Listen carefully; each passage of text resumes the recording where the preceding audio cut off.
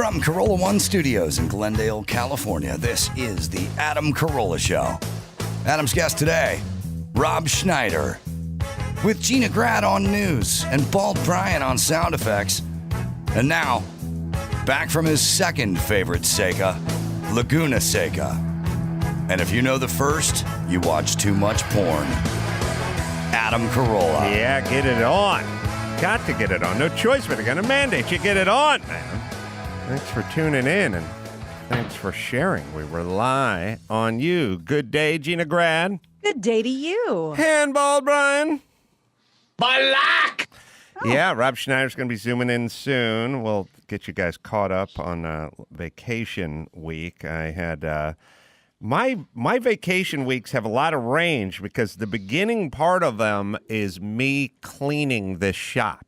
That's the beginning part is literally all the stuff I can't get to. So what might feel like a vacation week is like an extra crappy cleaning week for me. You owe it to yourself. I do. Yeah, maxing and relaxing. You know, the thing about cleaning I've found as certainly as it pertains to the shop, but even my bathroom, everyone always goes, let someone else do it. Let someone else do it. And it's like, well, okay, except for it just doesn't work out that well. What's the track record on that? There's still cobwebs everywhere by the front door. It doesn't, you can't express to somebody, here's what I really need you to do. Plus, there's a whole organization part where there's boxes. Does it bother you? I don't know, unloading the dishwasher, for example. It'll never be quite the way you want it to be.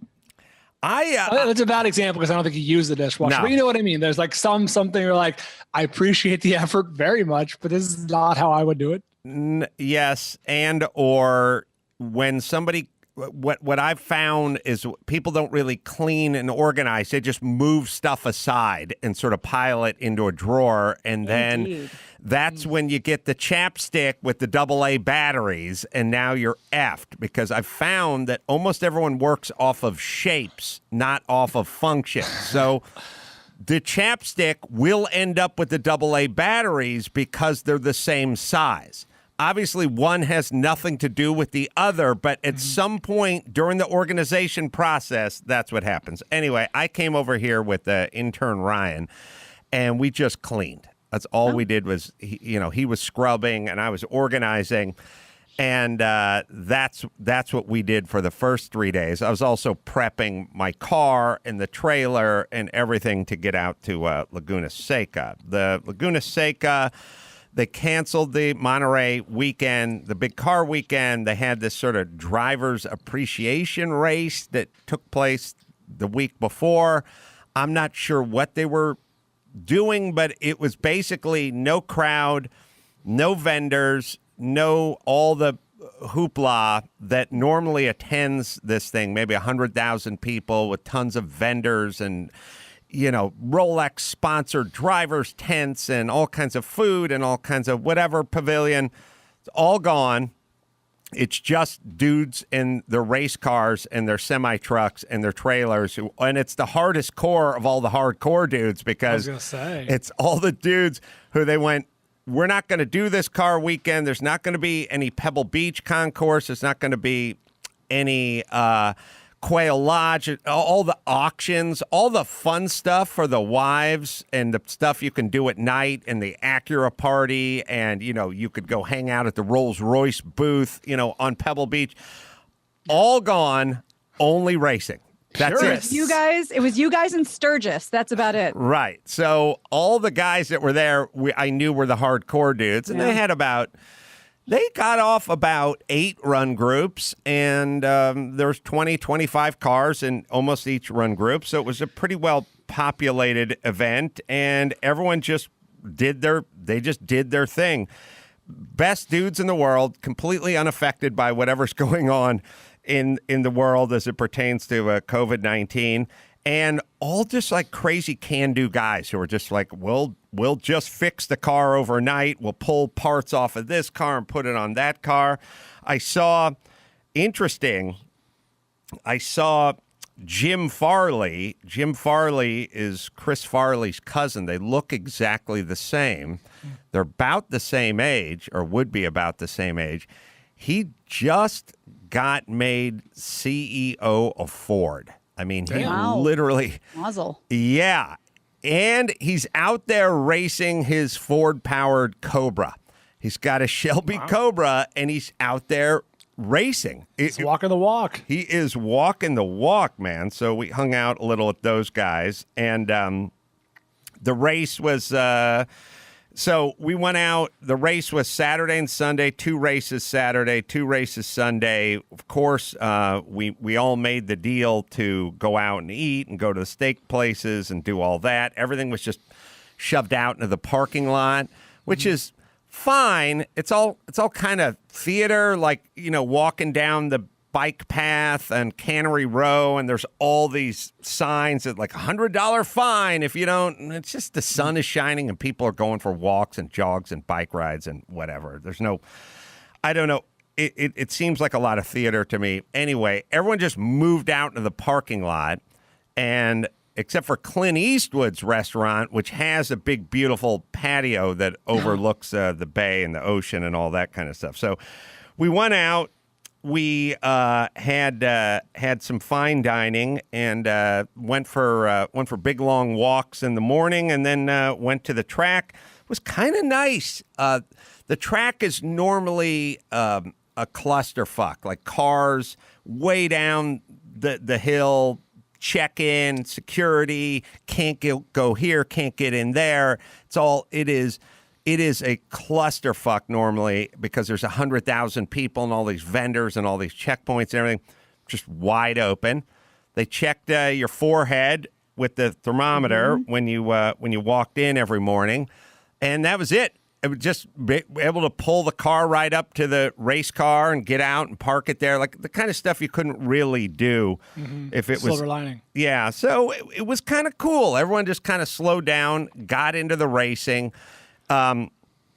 Got into sort of slowed it down, hung out more, did a little less rushing from one event to the next event, and enjoyed ourselves. And the racing was good, and it is completely liberating. You do not think of anything other than racing when you're racing, which is something I think we all need these days. I had issue with my air filter, which screwed up my entire session on Saturday and then my entire session on Saturday night as well. No. Then when we finally got everything fixed and the car ran, I went out on Sunday morning, and the transmission has a spot in it where your speedometer cable used to screw into.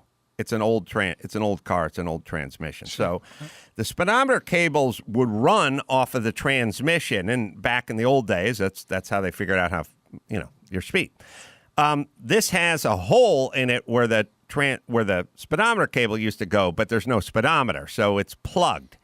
That plug blew out somewhere around lap 5. And what are the chances? And you prep this car like a mofo. I guess you just can't know what you don't know at the time. You're supposed to shake these things out, and I didn't, and this thing just blew, and this transmission fluid, oil, went all over the hot exhaust pipe and created a huge plume of smoke.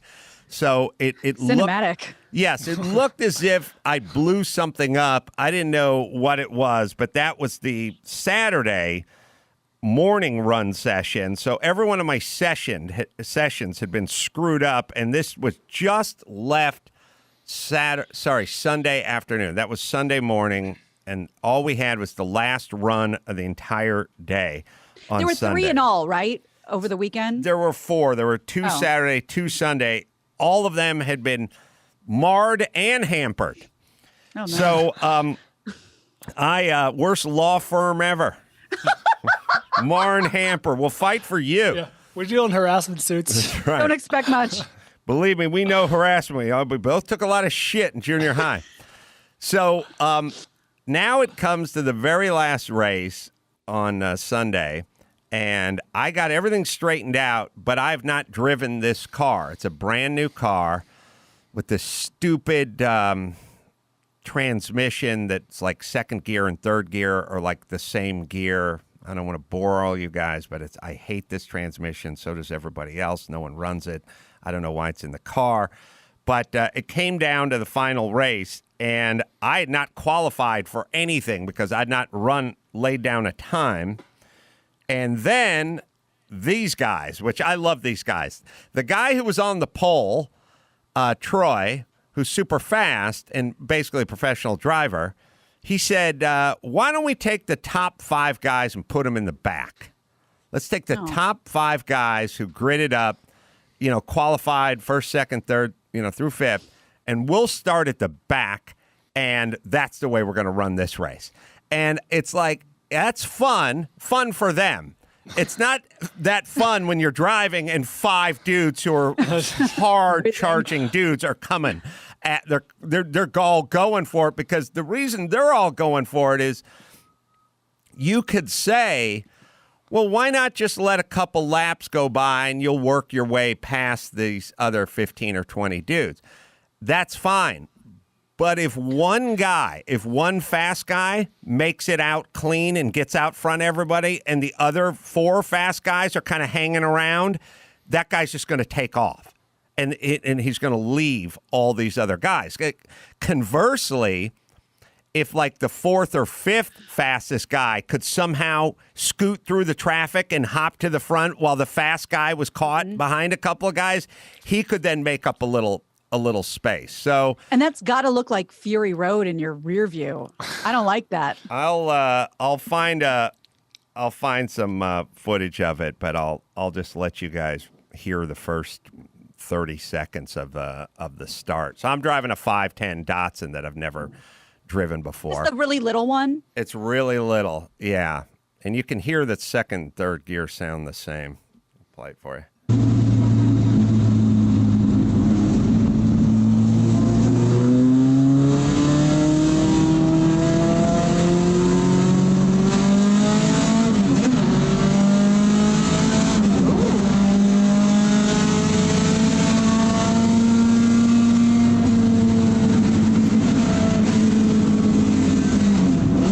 You'll see one of the fast guys probably, there he goes, right, real, all the way around.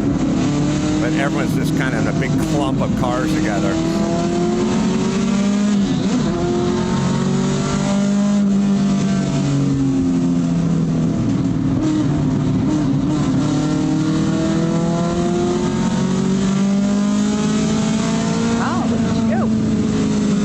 Yeah, the car worked good once we got it running. I just never drove it before, so.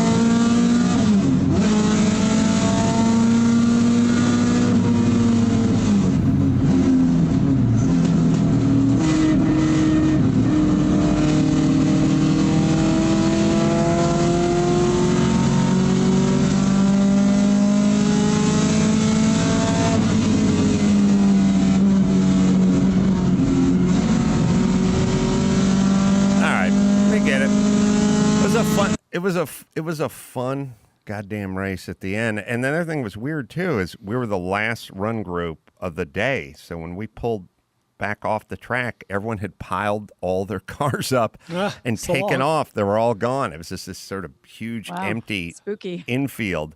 They don't do like middle school rules where they're like, parents, please stay for the entire performance. Don't leave when your kids is done.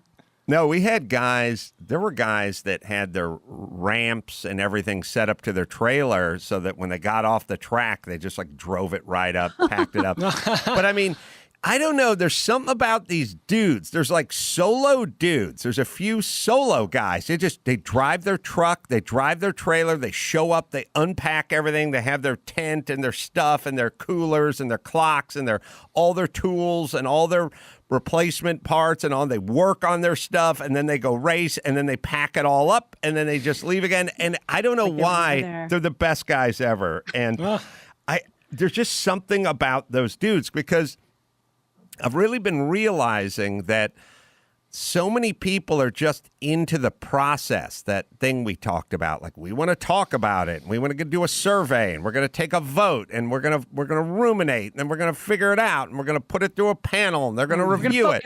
We're going to focus group it. And these guys are the opposite. They're like, we're going racing. We're packing our shit up. We're getting out there. That's it. The thing runs like clockwork. There's like 8 run groups. They run them. They don't get behind. They run them well. They have all the safety personnel, and everyone was there. So it was good. I had a interesting. I saw some horrible parenting at Home Depot as I was preparing to leave. So you're supposed to see it. Yeah, you were in the mirror section. Yeah, it's in the mirror section.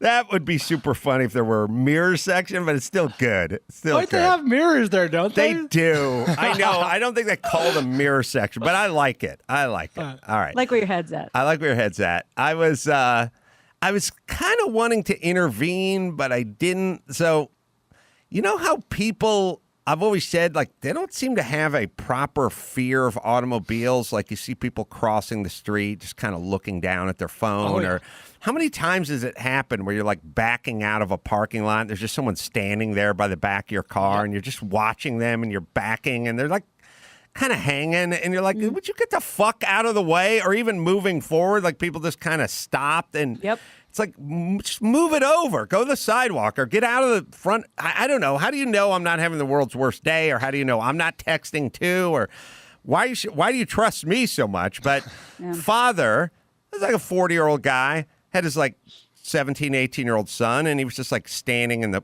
Home Depot parking lot. And I just got out of my car, and there's another guy in a truck, a like 6-year-old white dude, and he was like backing, he was like trying to back his truck up. And the guy and his son were just like kind of standing behind the truck. Now, they weren't standing right behind it. They were just sort of in the guy's path as he was trying to pull back. He had a big truck. He was trying to like back it out and get out of the parking lot. And they were just kind of standing there, and they're both just kind of watching him. And like at some point, the guy rolled down his window, and he's like, "Hey, fellas, come on, give me a break here." He said something like that. Like, come on, what are we doing? Like, I'm backing. I'm trying to back up here. And the dad goes, "You got a camera in that car?" Like, he's like, "Yeah, that's how I know you're in my." Yeah, that's exactly. I know. He's like, "Look at your camera." Like, and he's like, "Go on, get out of here, man." And then he like turns to his son. He's like, "Can you believe this ass?" And they're both walking into Home Depot, like shaking their head, like, "Yeah, screw that guy." And I was like, "Oh, great, you're poisoning your fucking son." Now we have another asshole out there. He's junior asshole now, but he'll be sheriff asshole one day when he's 40, and then he can pollute his son's brain. Like, there's really only one response, which is, "My bad," and hand up and out of the way. And I really realized, I was saying, when we were walking all through, we're running down Cannery Row and Monterey and the whole walk there, the pier or the wharf and everything. Whenever Sonny and I would cross the street and there'd be like a car waiting at the stop sign or whatever, we'd always jog. And got to do a courtesy jog. Yeah, and I'd say, look, here's the thing. There's like 3 messages you can send when you're crossing a street in front of a car. You can jog, which is, "I see you, and I'm looking out for you." It's you saying, I'm a good citizen, and your time is worth something, and thank you for stopping. Now I shall jog. There is the, I'm going to walk slower than I normally walk. The meander. There's a message being sent. So one's this message, the other's that message. You're on my time. And then there's the, "I don't acknowledge your existence." Like, I'm not even sure where I am, which is its own message in a way, probably scarier than even the slow guy walking. But this guy was basically, I was kind of watching him kind of pollute his son, and his son, who probably could have went, "Dad, we were standing behind the guy's truck." I was like, God damn. He was just like, what an asshole. Like, yeah, he was just like nodding with him. And he was like the guy was a little aggressive with the guy who was like going, "Hey, fellas, come on here." Like, he was getting aggressive and douchey with that guy. Maybe it's a whole COVID thing. I don't know. I think he's a guy who has no humility. Like he had to save face in front of his son. Yeah, there's no reasonable explanation. Well, I agree. I've seen a lot of it. I will say this: speaking of the highways and the byways, as you know, I just use these weird little measuring tools, these little snapshots to measure everyone. Like, I know I hate this guy who was pissed off at the guy who was backing off. First things first, it's like you're standing in a parking lot of a busy Home Depot. Expect people to be backing out or coming in or doing whatever that is, number one. Number two, he's saying this because he doesn't want to hit you. Yeah. You know what I mean? You're welcome. There's a context. Right. There's a context. So I hate this guy, and I don't need to know anything more about this guy. The other thing I was noticing when we were driving through Texas, our freeway signs here used to say click it or ticket, and now they just say safe distance. It's just they've been saying wash your hands for 4 months. They don't. There is this thing where they could be used to pass along so much information, and the click it or ticket thing is like no duh and no shit, and then wash your hands. It's like, look, people, I think people have gotten the message about washing your hands, but that's it. Our freeway, we have this. I'm trying to think of this. What word am I thinking of? A network. We have a network of these giant digital signs that can reach millions of eyeballs a day in Los Angeles, and we don't say anything on it. And I was driving. We drove from Texas. We drove from San Antonio to Austin. And every sign, every Texas freeway sign was like a new update on what's going on the next off-ramp and what's going on over here. Like, it was just, I saw 8 different messages, maybe 10 on that drive, and they're all just helpful, bursting with information, like stuff you could use. And I thought, oh yeah, I guess Texas gives a shit. Because what we have is, well, we have this network of signs. We should be using it for something, but we don't give a fuck.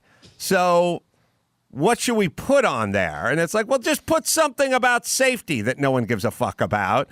Put click it or ticket on there. Okay. And then we'll just leave it up there, and then we'll just move on to our next thing. But it's or congratulate yourself and get cute. Like, Luke Skywalker uses the Force. You should use the Force to make sure your hands are clean. Like, what? We don't even do that out here. We don't even, my, you know what I suspect, like you see all the cute ones around, and we do the cutie ones, but not that much. And I suspect that half the people on the LA freeway can't speak English. That's so you can't get too cute with that stuff. Not too wordy. But we basically said we have this opportunity to share all this information. We have no interest in it. It's I'm sure a multi-million-dollar project. These collected signs everywhere, and it's of no use to anybody in power. Even though just simply saying "use your signal" that would be enough. I could live with use your signal. Just use your signal. Use your turn signal. I'd be fine with that. But we won't use it. But Texas is nothing but information, and it kind of made me think, I think they're into it a little bit. Like, I think somebody cares or someone is thinking about something. But when we were driving to Austin, August was very much obsessed on getting gas. We had to get gas. We couldn't return the rental car. Right? Stockpile it. Right. We got to fill up the rental car because we don't want to get gouged when we return it. And we're like, but this is awesome because all the gas here is $1.79, $1.99. So he's like, we got to fill up before we get to the airport. And we are, it's like 8 in the morning. It's kind of early. We're having to drive for 90 minutes, drop the rental car off, blah, blah, blah. And we pull our, it was just a shitty little rental car, nothing exciting. And we pull off the freeway, and it's like $1.99, like just the novelty of filling up with something that starts with a 1. So we go, all right, Mike, let's fill it up before we hit the airport. It's like $1.99. So Mike's filling it up. Me and Chris are sitting in the car, and he goes, $1.99. This is a $2.25 a gallon. I said, what do you mean $2.25? The sign says $1.99. And he's like, yeah, well, this is $2.25. And we go, why is it $2.25 if it says $1.99? $1.99 is for 87 octane. Mike had chose to fill up the rental car with the 89 mid-grade stuff. You want to treat it well? What's he trying to prove? I don't know. I don't know. His man's obsessed with money and gas, and he chose the intermediate grade to fill up the rental car, which was we didn't rent a Corvette. It was a shit box that runs off 87 octane and then drive it 4 miles and drop it off.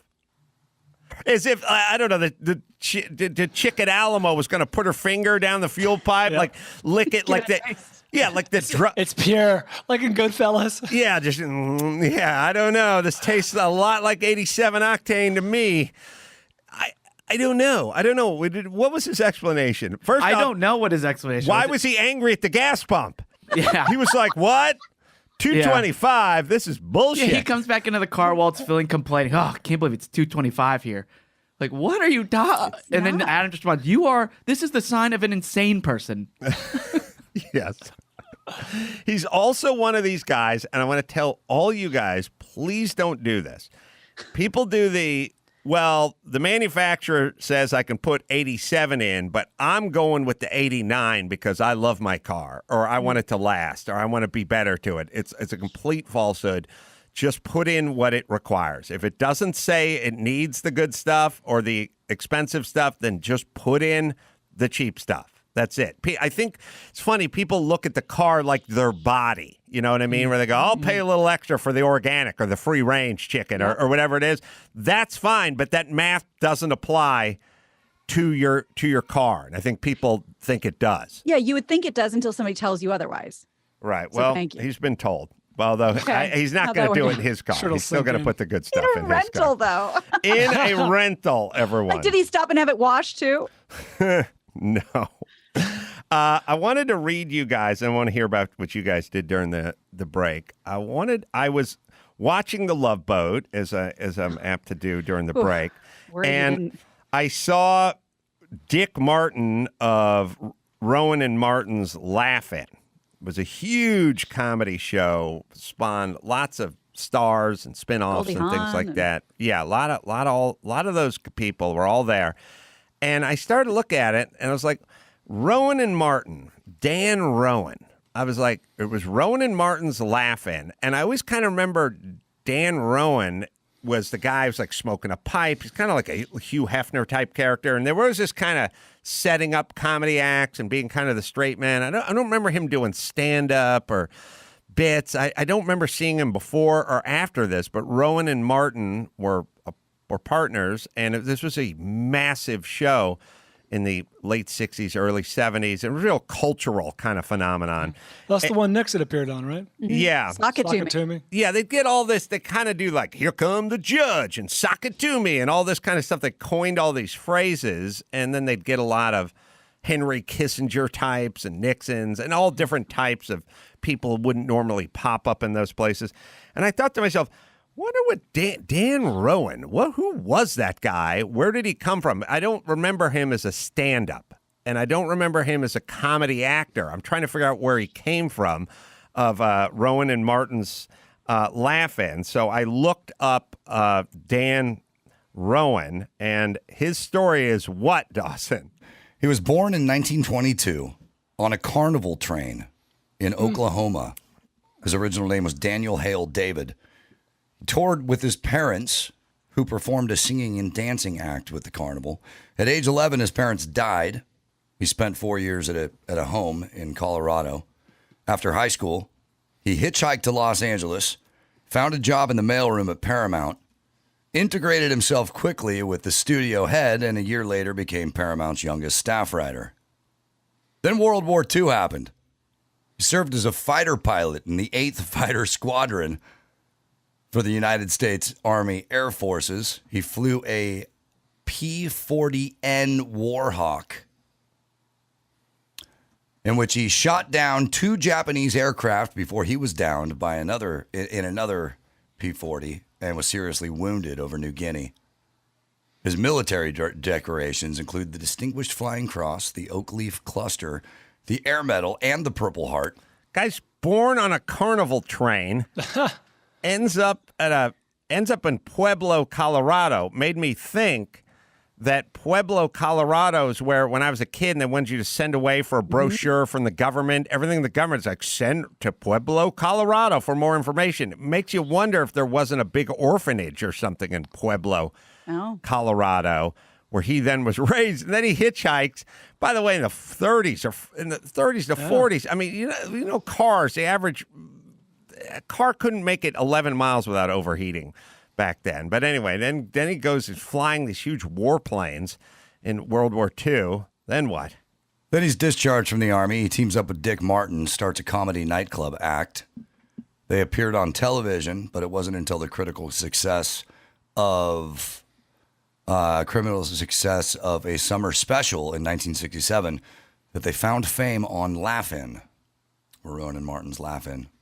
And then it says here, very important, that he also appeared as an actor in a 2-part 1987 episode of the TV series The Love Boat, playing the part of Alan Danver, husband of Barbara Danver, played by Juliette Mills. He also split his time at the end. I think there's a little thing where it's like he split his time between here and where, Dawson? It's on there toward the bottom, I think. Between his residence in Florida and his barge in the canals of France. He spent his time between Florida and a barge in France. Jesus Christ. I mean, what a fucking resume. Yeah. And you think about it, you just couldn't do that today. First things first, like flying fighter planes in World War II. Those things were, if you ever get up on a fighter plane, like a World War II fighter plane, they're big. They're big and they're scary. And there was no computer, anything. Everything was mechanical, just wires and pulleys. You know, you wanted to fly that plane, you were pulling. There was a wire that went to the yoke, and the yoke went around a pulley, and it moved those ailerons around. Those things are big mechanical behemoths. And you're getting shot down over New Guinea, and you're shooting down Japanese Zeros, and you're hitchhiking, you know, halfway across the country, and you got then you start a club act after that, and you're orphaned. Both parents die when you're 11. They're in a carnival. Dude's got range. I just don't think you'll be able to, you know, there's going to be plenty of this guy was born poor and now he's rich. Like, there's going to be plenty of that. This takes a detour. But not this kind of crazy range, right? No. And now you smash cut to people rioting and freaking out because they don't want to put a kerchief over their face and they already watched everything on Netflix. Oh, God, I know. I mean, these guys had real lives that were just filled with danger, but also like intrigue and just this whole, it just seems such a full. Now, the problem is when you want to live this kind of life, you can go to, you know, fight in the Pacific Theater and just never come home. That's kind of the problem. And then you'll never do laugh at. Right. Yeah, that's the risk. But what a goddamn life that guy had. You had me at Born on a Carnival Train. Oh, I am always so delighted when I'm taking my drunken wiki walk, when I'm like, I'm going to look into this chick who played Isaac's girlfriend on Love Boat. Then you start digging into these people. First thing is like, are they alive or are they dead? Some of these people didn't make it 5 years after they taped that episode of Loveline. And then other people, it's like, he's 91. He lives in Wisconsin. Around. Yeah. Is he? Oh, he passed pretty young. But in 87. He died of lymphoma in 87. But Dick, another good reason why you should live your life, people, or why he should live his life. Yes. I go walking after Love Boat. I go walking. We got to get that going. All right, let's see. Rowan died at age 65, but is Wait, Dick Martin? Dick Martin was alive until 2008. Yeah, 86. Also makes you realize, like, you know, his partner died, and he saw another, 25 years of life after Rowan died. All right, Max Pat, I don't have any spots here, so I'm going to announce we're going to take a break, and then we're going to come back, and then, yeah. All right, I got a spot. Brush, that's what I wanted to say. Most electric toothbrushes, just glorified manual brushes with huge price tags and clunky charging stations. I must tell you, I've been using the bejesus out of my Brush. That's Bruush. I was here doing all my unpacking and organizing and cleaning, and I stumbled upon Brush, and I didn't even know they were a sponsor. I just saw this thing, and I pulled it out, and I was like, oh, this thing looks good. It's much better than the electric toothbrushes you guys are used to. And I brought it with me to Monterey, which is, it made the traveling squad. They have refill plans. They'll send you replacement heads every 6 months, and this thing works. I mean, it is not your dad's electric toothbrush. It's state-of-the-art technology. 6 cleaning modes, and they have a smart timer, lets you know when to switch sides, stops, goes on and off, lets you know. They have 4-week battery life, USB-powered charging station, sleek carrying case for traveling. Free returns within 90 days, plus free shipping, and a 2-year warranty. This is the real deal, right, Dawson? Get 15% off your Brush kit when you use promo code Adam at BRUS. When you use promo code Adam at Bruush.com. That's BRUUSH.com. Promo code Adam. All right, we'll take a quick break, come back, hear what these guys did over the break right after this.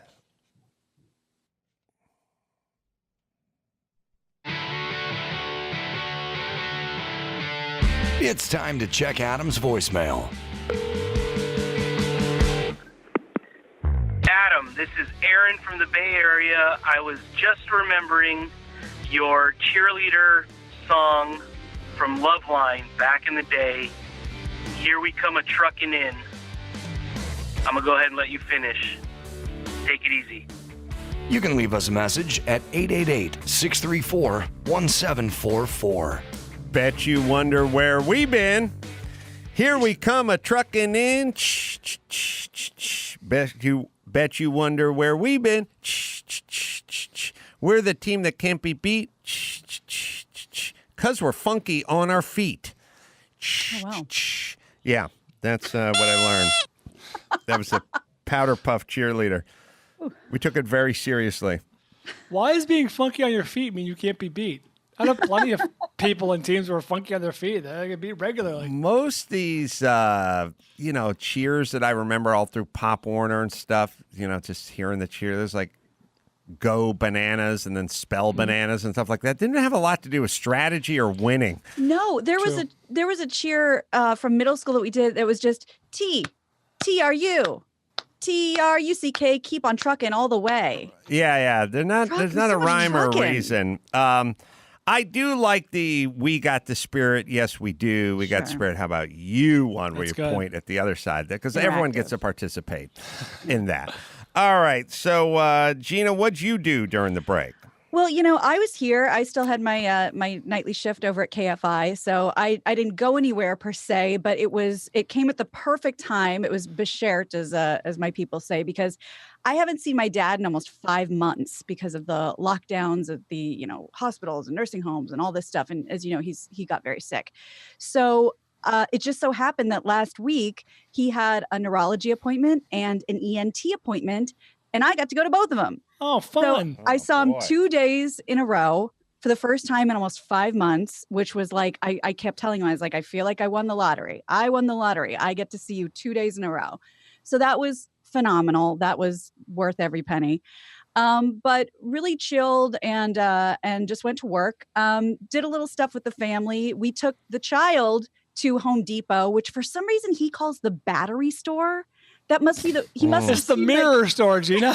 Yeah. He must have seen like a stand of batteries right when he walked in, and that's what's in his head. My now, maid knows it as a chapstick store, but keep going. See, that makes sense. And we got him we got some bamboo for the front, because as you know, I live in a rough and tumble neighborhood.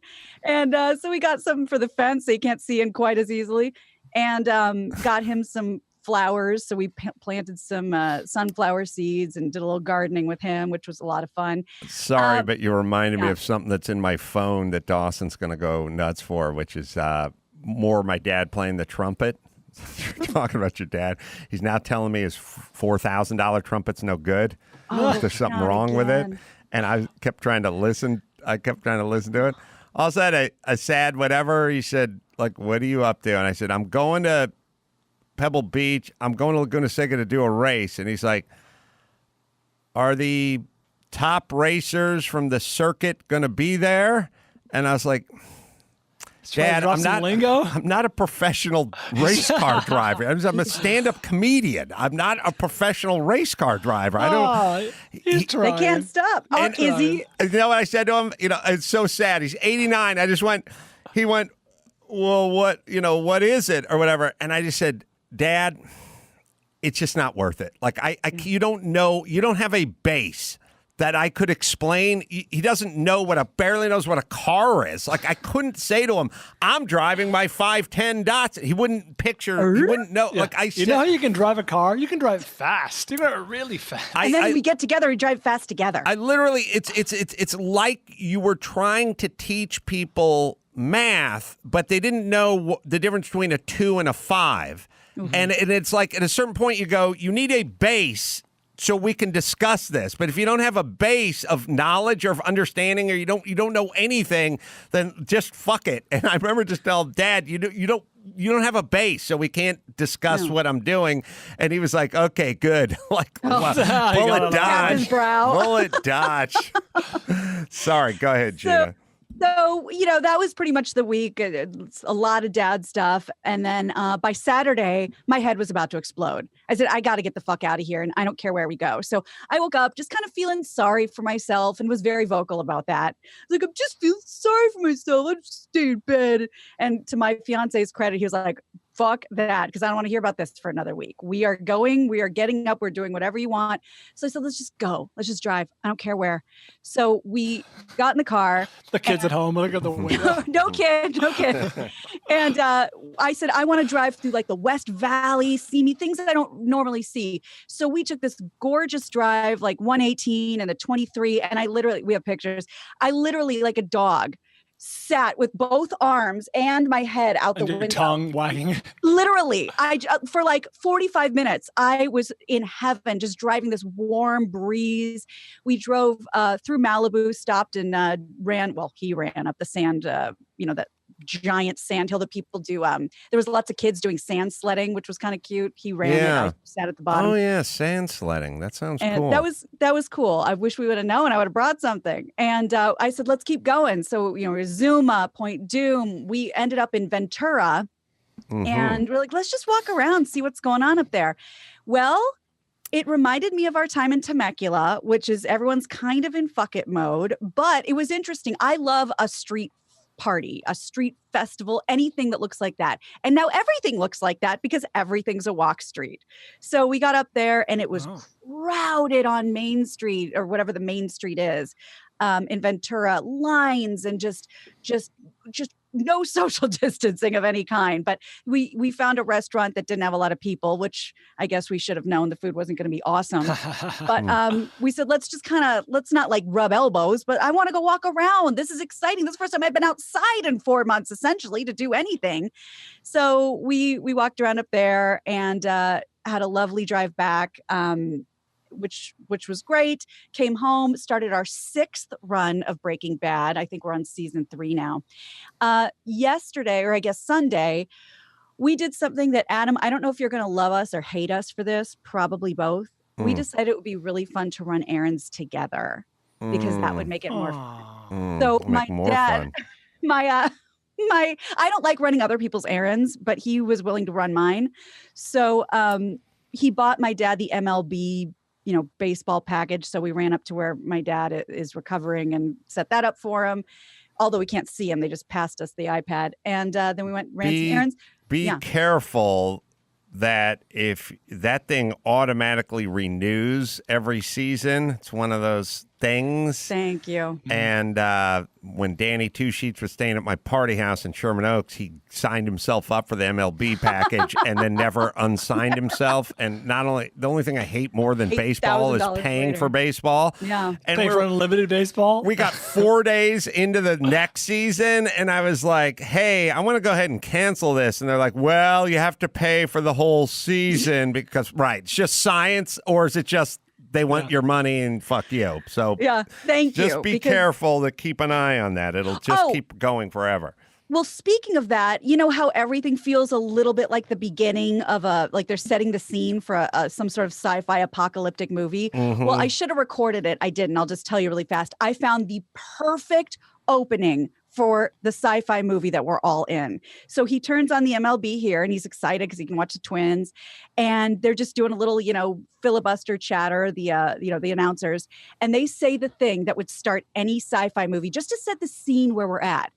Oh, and I'm picking a team because I don't remember who it was. But, well, off to a great start this season. Of course, 8 players from the Cardinals came down with the virus, so they won't be playing. But so far, looking like it's going to be a great season. I was like, ugh, that just sent shivers. Eerie. Like saying it so casually. Oh, they caught the virus, so they're out. So that kind of freaked me out. But then we went to Philly's Best, got ourselves a couple of Philly bowls, sat and had a picnic. I love Philly cheesesteaks. So we did the bowls and dropped off a few more boxes for the Children's Hospital. Came home. I was pretty tired and I like to unwind by cooking. So I think we have a picture. Last night I decided, just for my own therapy, to make a nice seared salmon with a side of shrimp scampi and a little salad. We're looking at with it. a lemon garlic butter sauce. Good, man. Looking good. So and I've got to tell Surf you, and surf. Yeah, shrimp on this side. I called it our night at sea. And I only know how to sear salmon. This is very sad. I only know because of when I was doing Home Chef. They taught me on the cards how to sear salmon perfectly. So now I'm so excited about it. I always have to post a picture. It's so it was beautiful. a real casual, thank you. It was a real casual week. I got to see my dad and kind of catch up on some things. And that was it. Dawson, sorry. I was thinking of you when I was recording my dad. He was explaining to me that his trumpet is no good. Again. Yeah, and he keeps telling me when he's like playing the high note that I can hear that it sounds bad, but I couldn't hear that it was bad. But then then I was kind of left in this position where I have to explain that maybe it was him not being able to play. It could be easier error. Not the trumpet. Well, Operator error. I'm really hoping that he offered us a different song this time, at least. He was just a hitting different set of notes. He was just hitting notes, but I think it'll work. It'll work for you. Let's see. All right, so.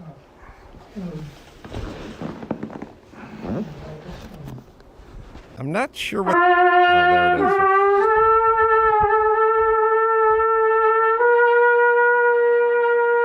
That little drummer boy.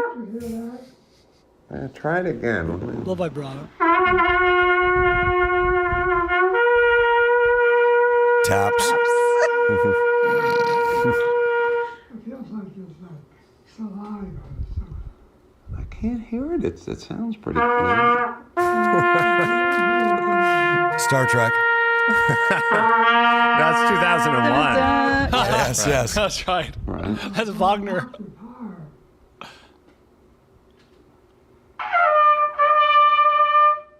That one sounded good.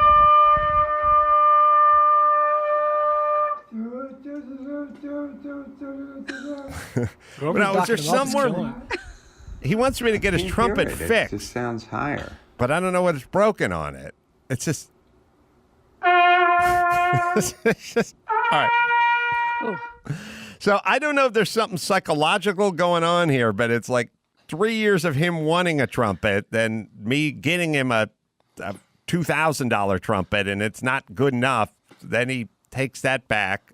Actually, I take that back, and then he gets himself a $3,500 trumpet.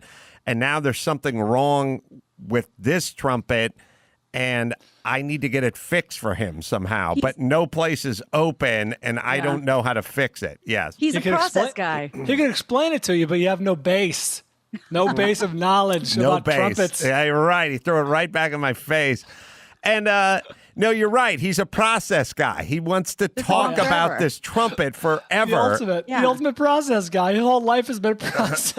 No, it's true. It's a way to avoid participating and in life, and then all the fucking life has hassles and life has good times, and oftentimes the more hassles you deal with, the more good times you get to have, at some point in life. Yeah. But if you don't really want to deal with the hassles, and especially if everything falls under the heading of hassle, there's a lot of people that are like, going out and riding horses falls under the heading of hassle for like a lot of people, or going to the ocean and riding waves on a boogie board falls like, oh, you got to find a place to park, and then you get all the sand in your crotch, and there's traffic. And so if you are one of these people who can turn almost any opportunity into a hassle, then you don't really leave the house. But you cannot, nobody ever says, what do? I just sit on my ass and I really do nothing. They go like, I'm involved with X, Y, and Z. But the idea is they have to sort of keep this illusion of participation in a process going, because otherwise they're going to have to just sort of realize the reality of them not really living or participating or doing anything. These are the people who are always telling you like, oh, I had to get up, and then I had to go to the post office, and of course there was a line, so I had to wait. Like they just everybody else. It's called life. It's just like you stop turning this into rock soup, as I say often. Yes, Brian. We talk about that vis-a-vis Christmas a lot, right? With the real Christmas tree versus the fake Christmas tree, or putting up the lights or wrapping. Yes, it's a huge effort and it's a pain in the ass, but it's all building towards something. It's worth it on Christmas Day or whatever it is. Every guy at the track this last weekend, nobody gets paid, nobody gets a trophy, nobody gets anything, and they have to pay $700 to enter this race, and then come down there with all their fuel, which is their fuel is $30 a gallon. Mike says he can get it for 35. But I said, I'll keep mine at 30. Says he knows a guy in Texas. So everything's expensive. The tires are expensive. Everything's expensive. One big, huge effort in order to do something that would be considered living your life. Yeah. So I think my dad is interested in the process, and I guess he's just trying to turn this trumpet into something. So now part 2 is I have to go figure out who to take this trumpet to.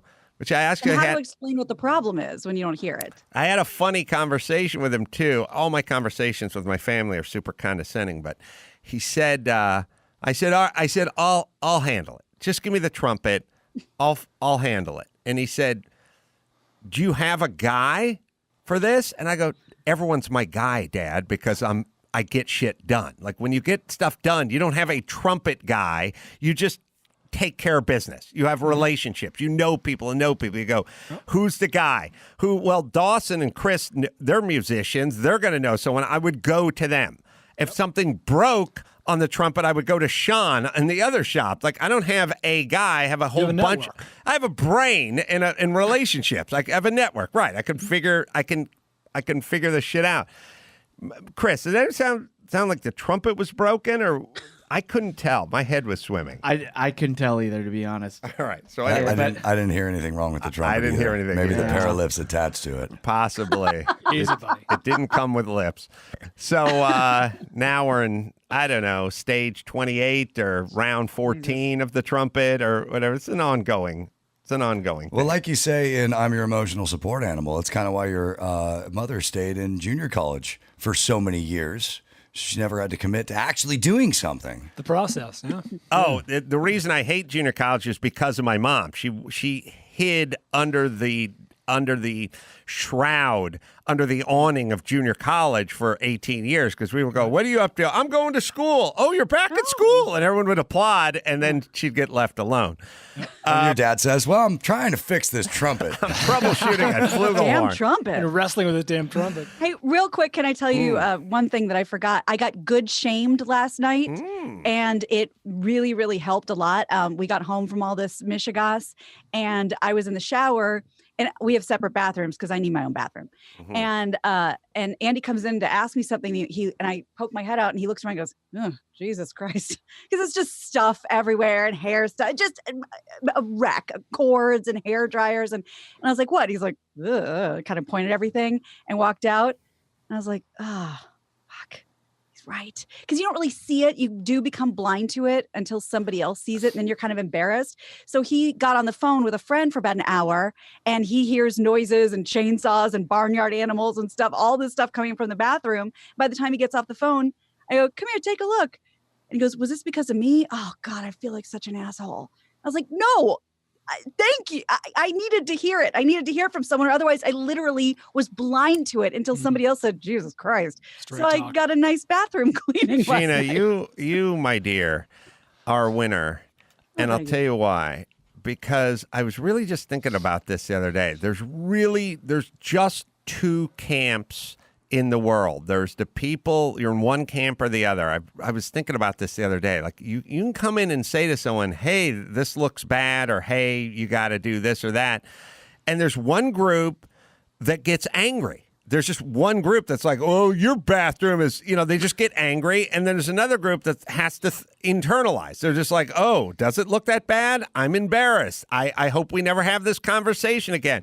You must look at me in a slightly more negative way now. I would like to repair that. And you just go do it.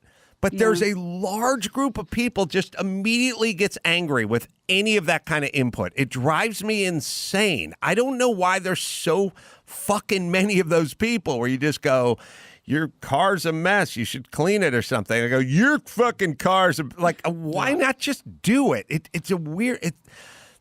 I get it. It's an adolescent thing, but are we just taking that right to the grave? Like, why are there so many of these people? That's a good question, but I want to be very intellectually honest here. Don't think I sent him a muffin basket as a thank you. At first I was like, well, fuck you have your own bathroom. And I was like, nope. He's right. So my instinct was like, go deal with your own bathroom. And then I was like, I looked around, but I saw it with fresh eyes. And I was like, oh, this is horrible. So it was a little bit of both. I'm not perfect, but it got done. Let me hit liquid IV, by the way. Dehydration occurs daily, by the way, in many people. So it's 3 out of 4 people. I got to tell you, it was hot down on that racetrack, and I brought my liquid IV, and I shook it up in my water bottle, and I was chugging it before I got in the car because sweat right through my fire suit over there. So I brought the liquid IV for getting in the car, and then I also bought it for before I went to bed. I was getting into the car and getting into bed because getting in the car during the day, I was sweating my ass off, and at night, a couple of cocktails out at the steakhouse, and want to get a little liquid IV in me before I put my head down on the pillow. This stuff is good. It comes as little tube pouches. It's easy to travel with. I just throw a few into my toiletry bag. 5 essential vitamins, more vitamin C than an orange, as much potassium as a banana. That's the good stuff for the hangover. It is Liquid IV, right, Dawson? Liquid IV is available nationwide at Costco and Target, or you can get 25% off when you go to liquidiv.com and use code Adam at checkout. That's 25% off anything you order when you use promo code Adam at liquidiv.com. Get better hydration today at liquidiv.com. Promo code Adam. Let's see. So Rob's on hold. Sorry, Brian. We'll get a recap with you on your vacation first thing tomorrow. Nobody knows where Brian was. I got a spiritual IV, speaking to the I saw some intriguing pictures, and we'll tease it for tomorrow. But you guys are going to dig it. I'm curious what you did. Also, I've been meaning to play a clip from Dawson's new audiobook, Up on Game, which is out when, Dawson? It's out now. Up on Game, When I Ruled the World.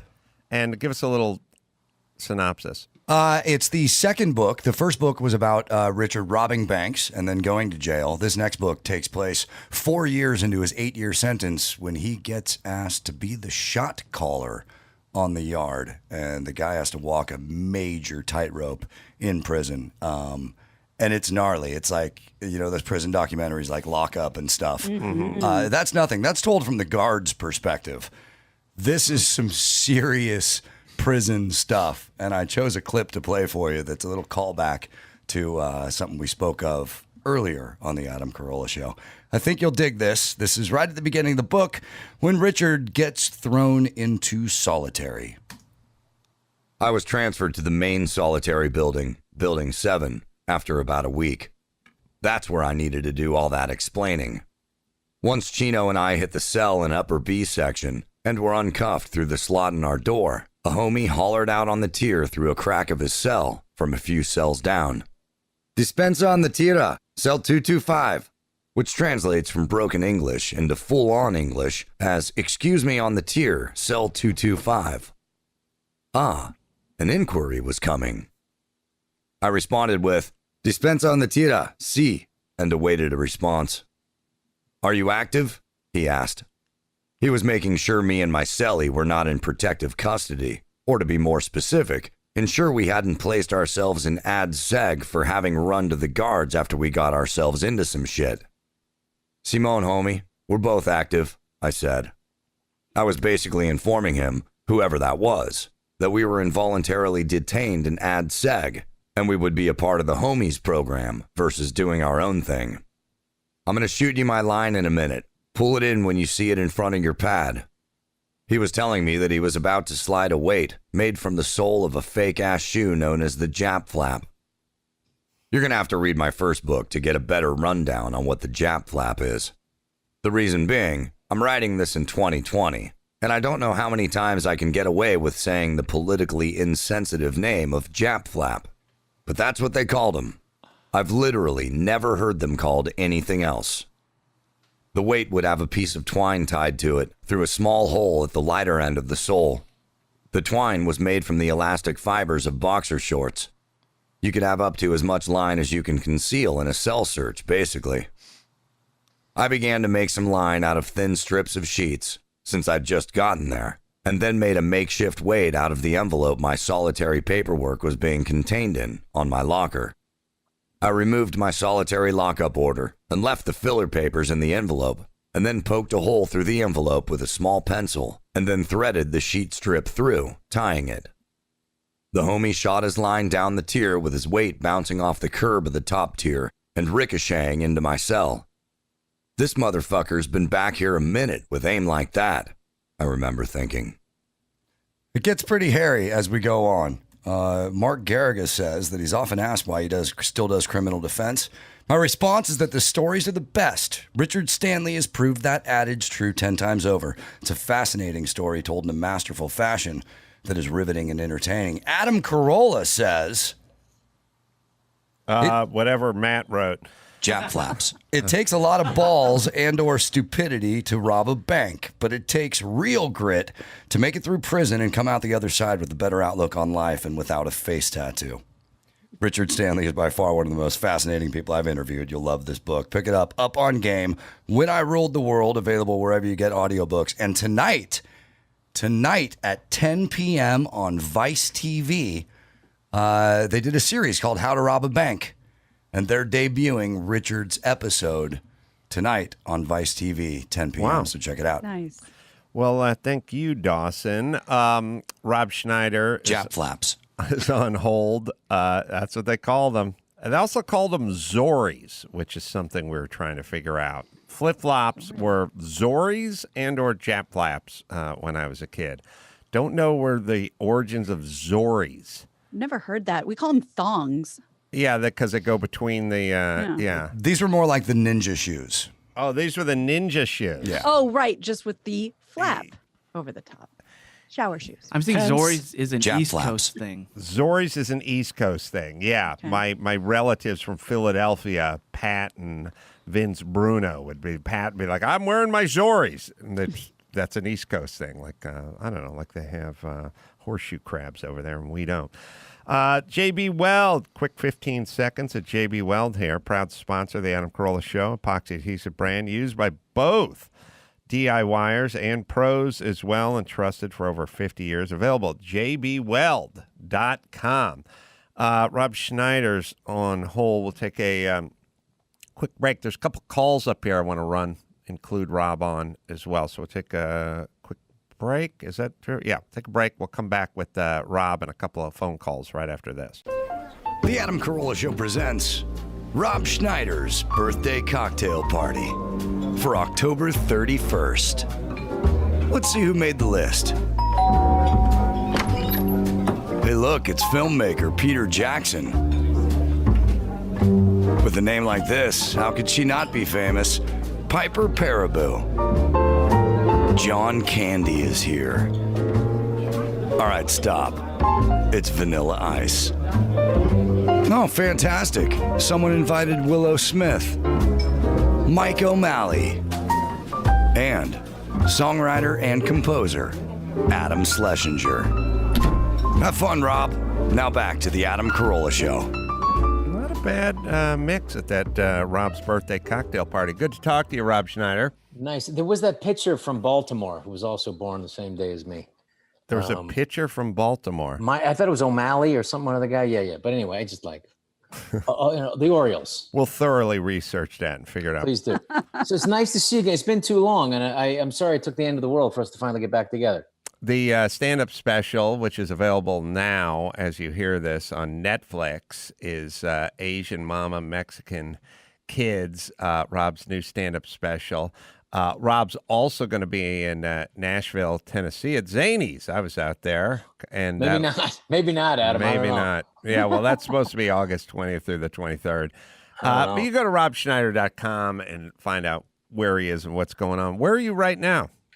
I'm a California refugee, currently on the run. Mm-hmm. I'm currently a tax refugee from California.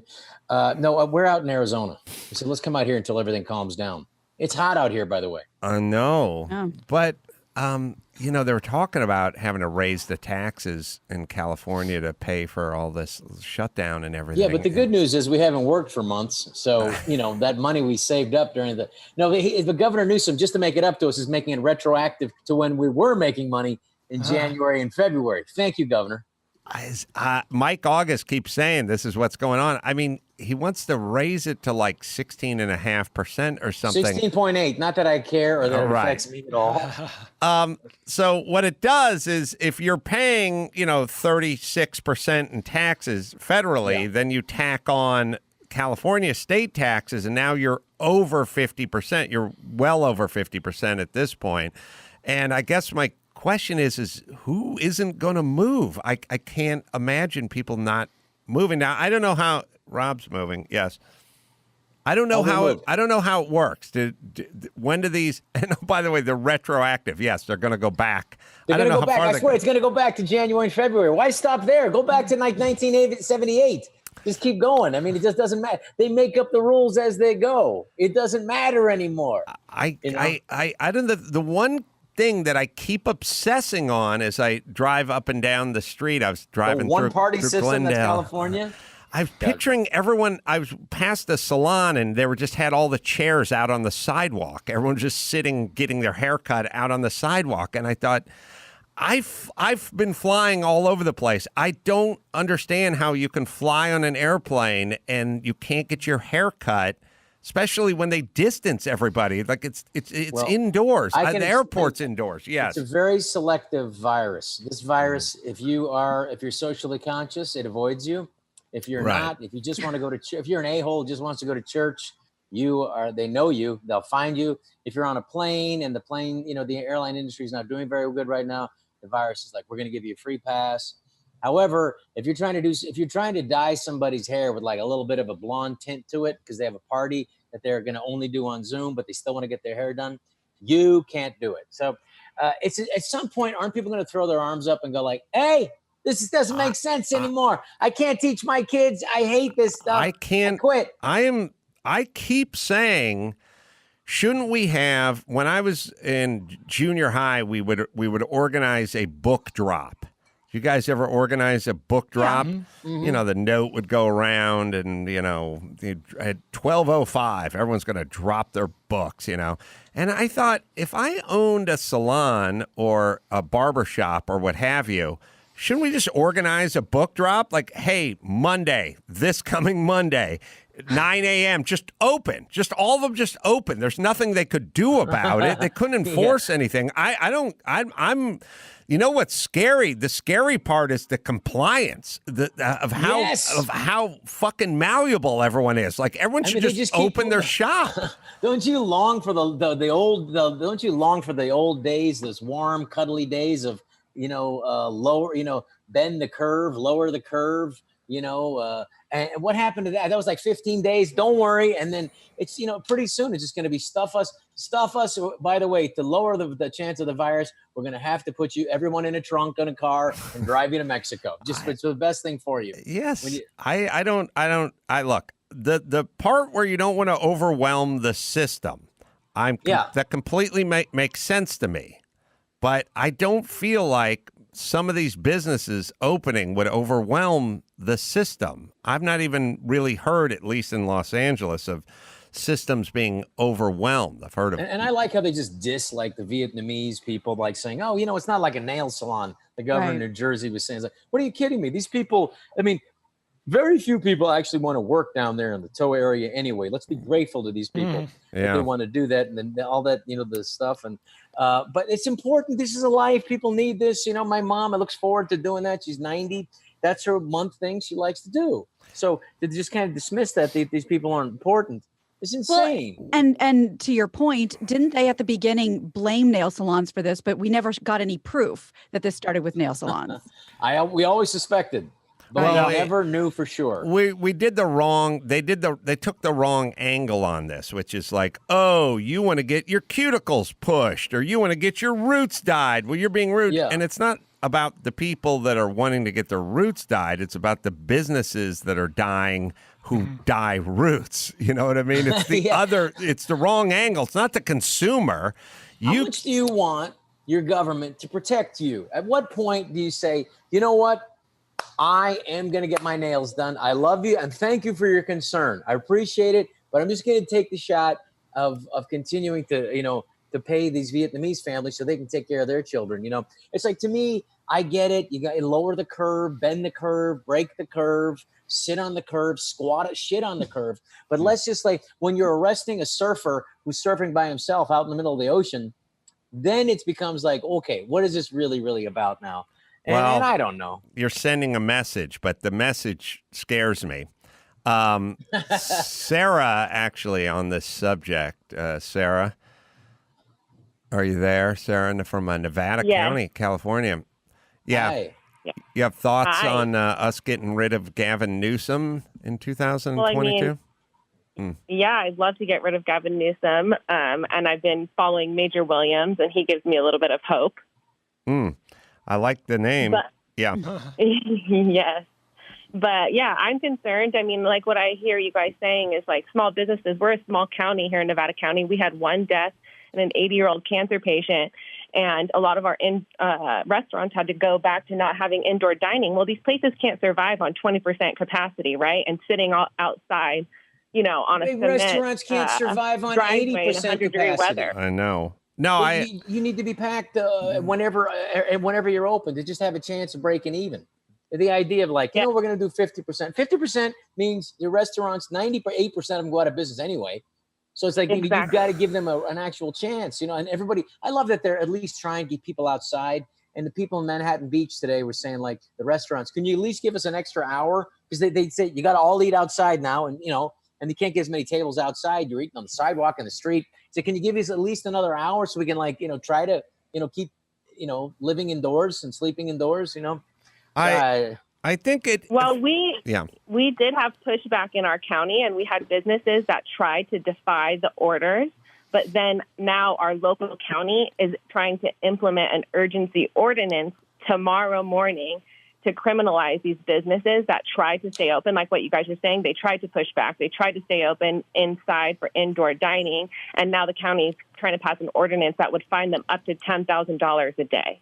Well, here's the thing, and thanks for calling, Sarah, as I was thinking about, because Mike August sent me an email today with an article where I think it was New York wants assistant hair washers at salons to all have 500 hours of training now before you can be certified. And here's what I'm saying. So it's a bottom line. Forget about right and left and Democrat and Republican. Yeah. Forget about any of that.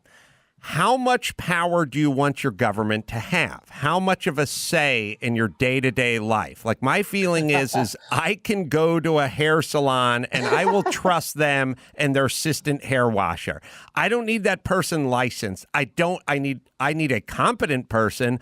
I don't need everyone to get licensed for everything. And all it's doing is creating a bigger network. It's a way to get money from those people, obviously, number one. But number two, you have something to lord over them now. Now you defy the government, will pull your license. So now we have a license so now the government essentially gets to say, I will take this away from you and not let your business operate if, in fact, you defy us.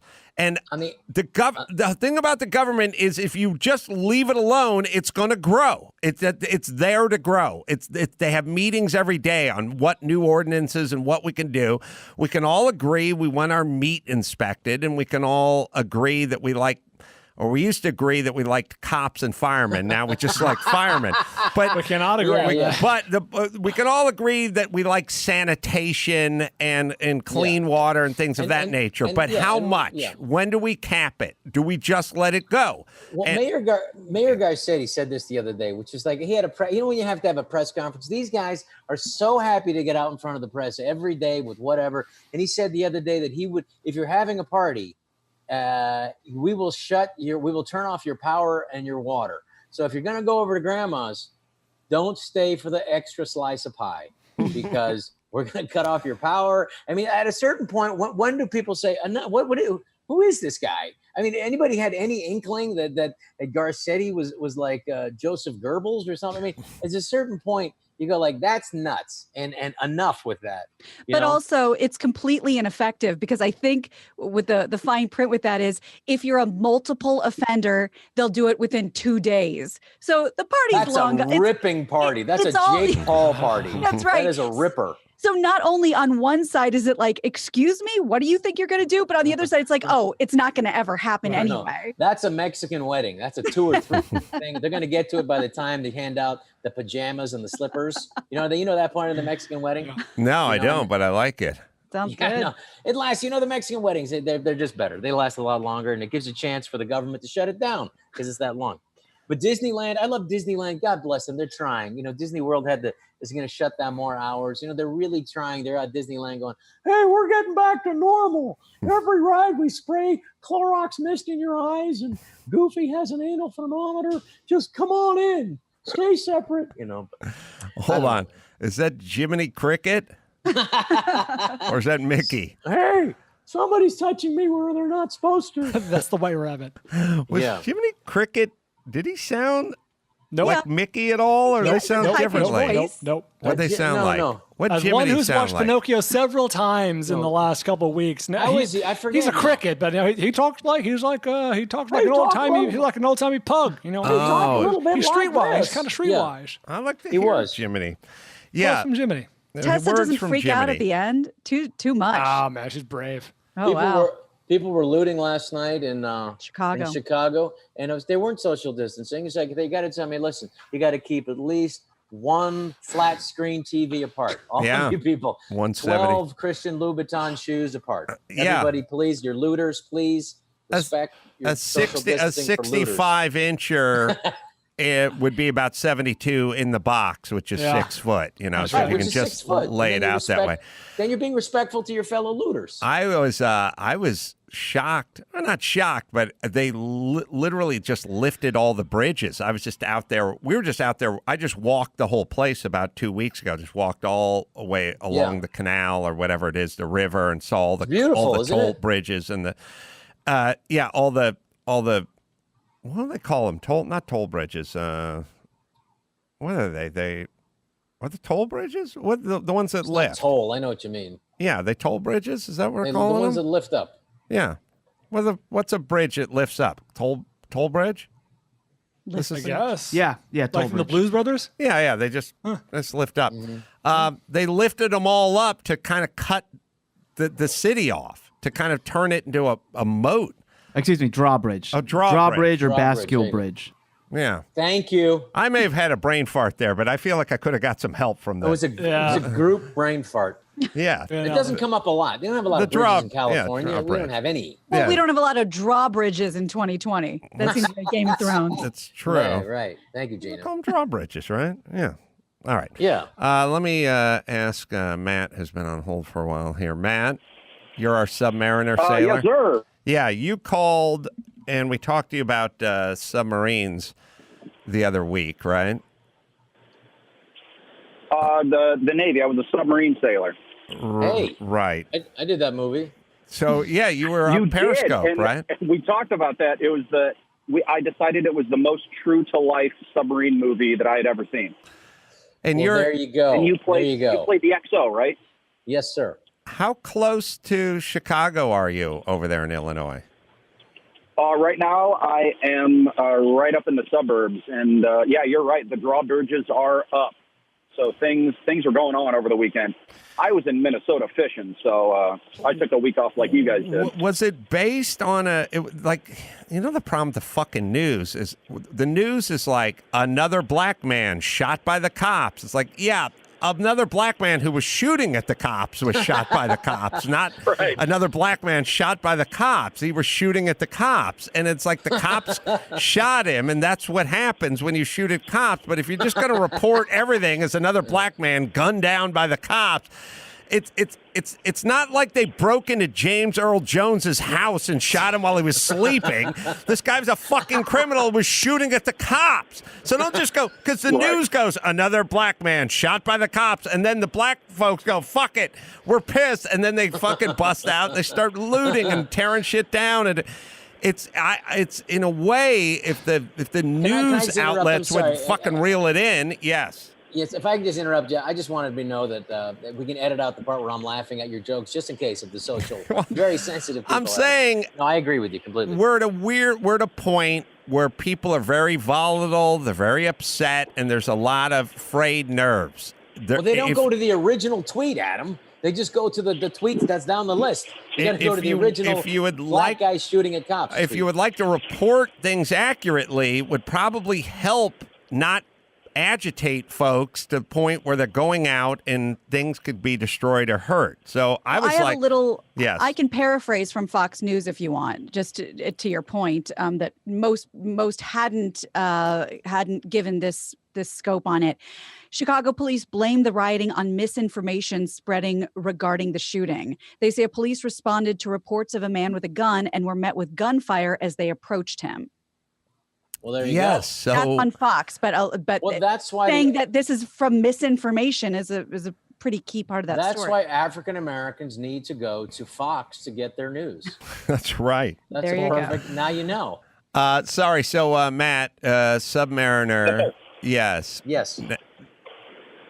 But you went fishing. Oh yeah, I went up fishing up at a lake up in Minnesota. That was my vacation. So now I'm coming back from work right now. I feel like you should. Back to find out that looting happened in Chicago. Great. You should be better at fishing than most because you understand what goes on underwater. Mm-hmm. You know what I mean? Like you're like the fish whisperer. Like you've been you spent half your adult life underwater. Below the fish. Below the fish. You would think so, but most of the time, Minneapolis people, they have 10,000 choices because they got 10,000 lakes there. So most of half the day is spent trying to figure out which lake. Matt, do you do ice fishing? I have never done ice fishing. I've always wanted to, but going north for the summer has been like a tradition of mine. Just go up north, catch some fish, and that's how I get away. That's my vacation time. It's really just submarining doesn't help me. It's really just a test that Dr. Drew taught me to ask to find out if you're an alcoholic or not. Because any guy goes, I go ice fishing every fucking winter. Like you're really just saying you're an alcoholic. There was only one reason to fish on a block of ice, and that's to get wasted at noon. That's all. You say McConaughey's an alcoholic? We take a Yeti. We take a Yeti cooler along with us because it's hot. We got to keep it iced down. We take the ice with us, but good choice. There's plenty of cans being thrown back for sure. So you had pictures to share with us? Yeah, I talked to whoever's on the other side of the phone, and I sent them some pictures, and they said, "Yeah, they're great." Wow. And I didn't know if you had seen them either. We're looking. They're from our trip to the North Pole. And if you want to, I don't know if they have them brought up or anything. Yeah, but, we're looking. Beautiful. You know, we're looking at a submarine that's surrounded by ice that has come up through. Did you come up through the ice? Yeah, we came up through the ice that when we were up there with another British submarine. We were playing some war games and stuff. And when we went up, we were trying to find a place where we could like bust through the ice because there are pools of water. But we were like, yeah, let's punch through something. And there we were. Beautiful. By the way, we'll post the pictures up at adamcarolla.com. You know, I've always had this thought about the military, and you think about it, the military sort of pays the least out of, conventional jobs. You probably, starting out, you probably an In-N-Out burger might pay you more than the military. And it's also like what the guys in your high school did when there was nothing to do, like parents didn't have businesses and they weren't college material. They'd end up just going in the Marines or going in the Navy or whatever it is. But simultaneously, you get to be around state-of-the-art equipment that costs millions and millions and millions. Like if you were involved in any way, shape, or form with an F-22 Raptor or one of those Joint Strike Force, like you're flying a piece of material, a machine that costs $200 million to build, and you get to fly. You may be getting $22 an hour, but you're in a machine that costs $2 billion and goes under the polar caps. You know what I mean? So it's like you're living this poor life with this crazy technology that isn't even available. Elon Musk couldn't get his hands on the shit that you guys get your hands on. And it's a kind of an interesting life because like back in the day, you were just poor. You were in the army. You had a musket and a hat, right? That was your technology. Now you're fucking around with this insane technology. We don't even probably know half of it, aren't privy to half of it. And yet you're getting paid minimum wage. Matt, thoughts? Less. Well, you are correct. I mean, we get government benefits, health, but you're right. That thought does occur to us all the time. I'm just sitting there. I'm like, hey, I'm on a nuclear submarine underneath the ocean right now. How crazy is that? So those kind of things. But then most of the time you're just bored because you're just doing a job. And it's weird. The way life works on a submarine is you're working on an 18-hour day. So you get up, you do your job. Like I was in the sonar shack for 6 hours, and then you'd clean or do whatever for 6 hours, and then you'd sleep for 6 hours, and then you'd get up and do the same thing over again. So every day you were getting up about 6 hours before you had gotten up the previous day. Is the food better with the subcorps than with the regular Navy? Yes, because you're only cooking for so many people, and all of these guys come out of Navy cooking school. They're mess specialists, they call them. And so all these guys are trained chefs. And so they only have to cook for so many people. And if you're working in an aircraft carrier, you're just cranking out crap food for everybody. But the guys that really cared, they could give us a meal. It was pretty great. Now, a question for you. Yeah. Is it true? The rumor is that you hear like the air is so clean and filtered down there. When you come up, does everybody catch a cold when they get off the sub after a couple of months at sea?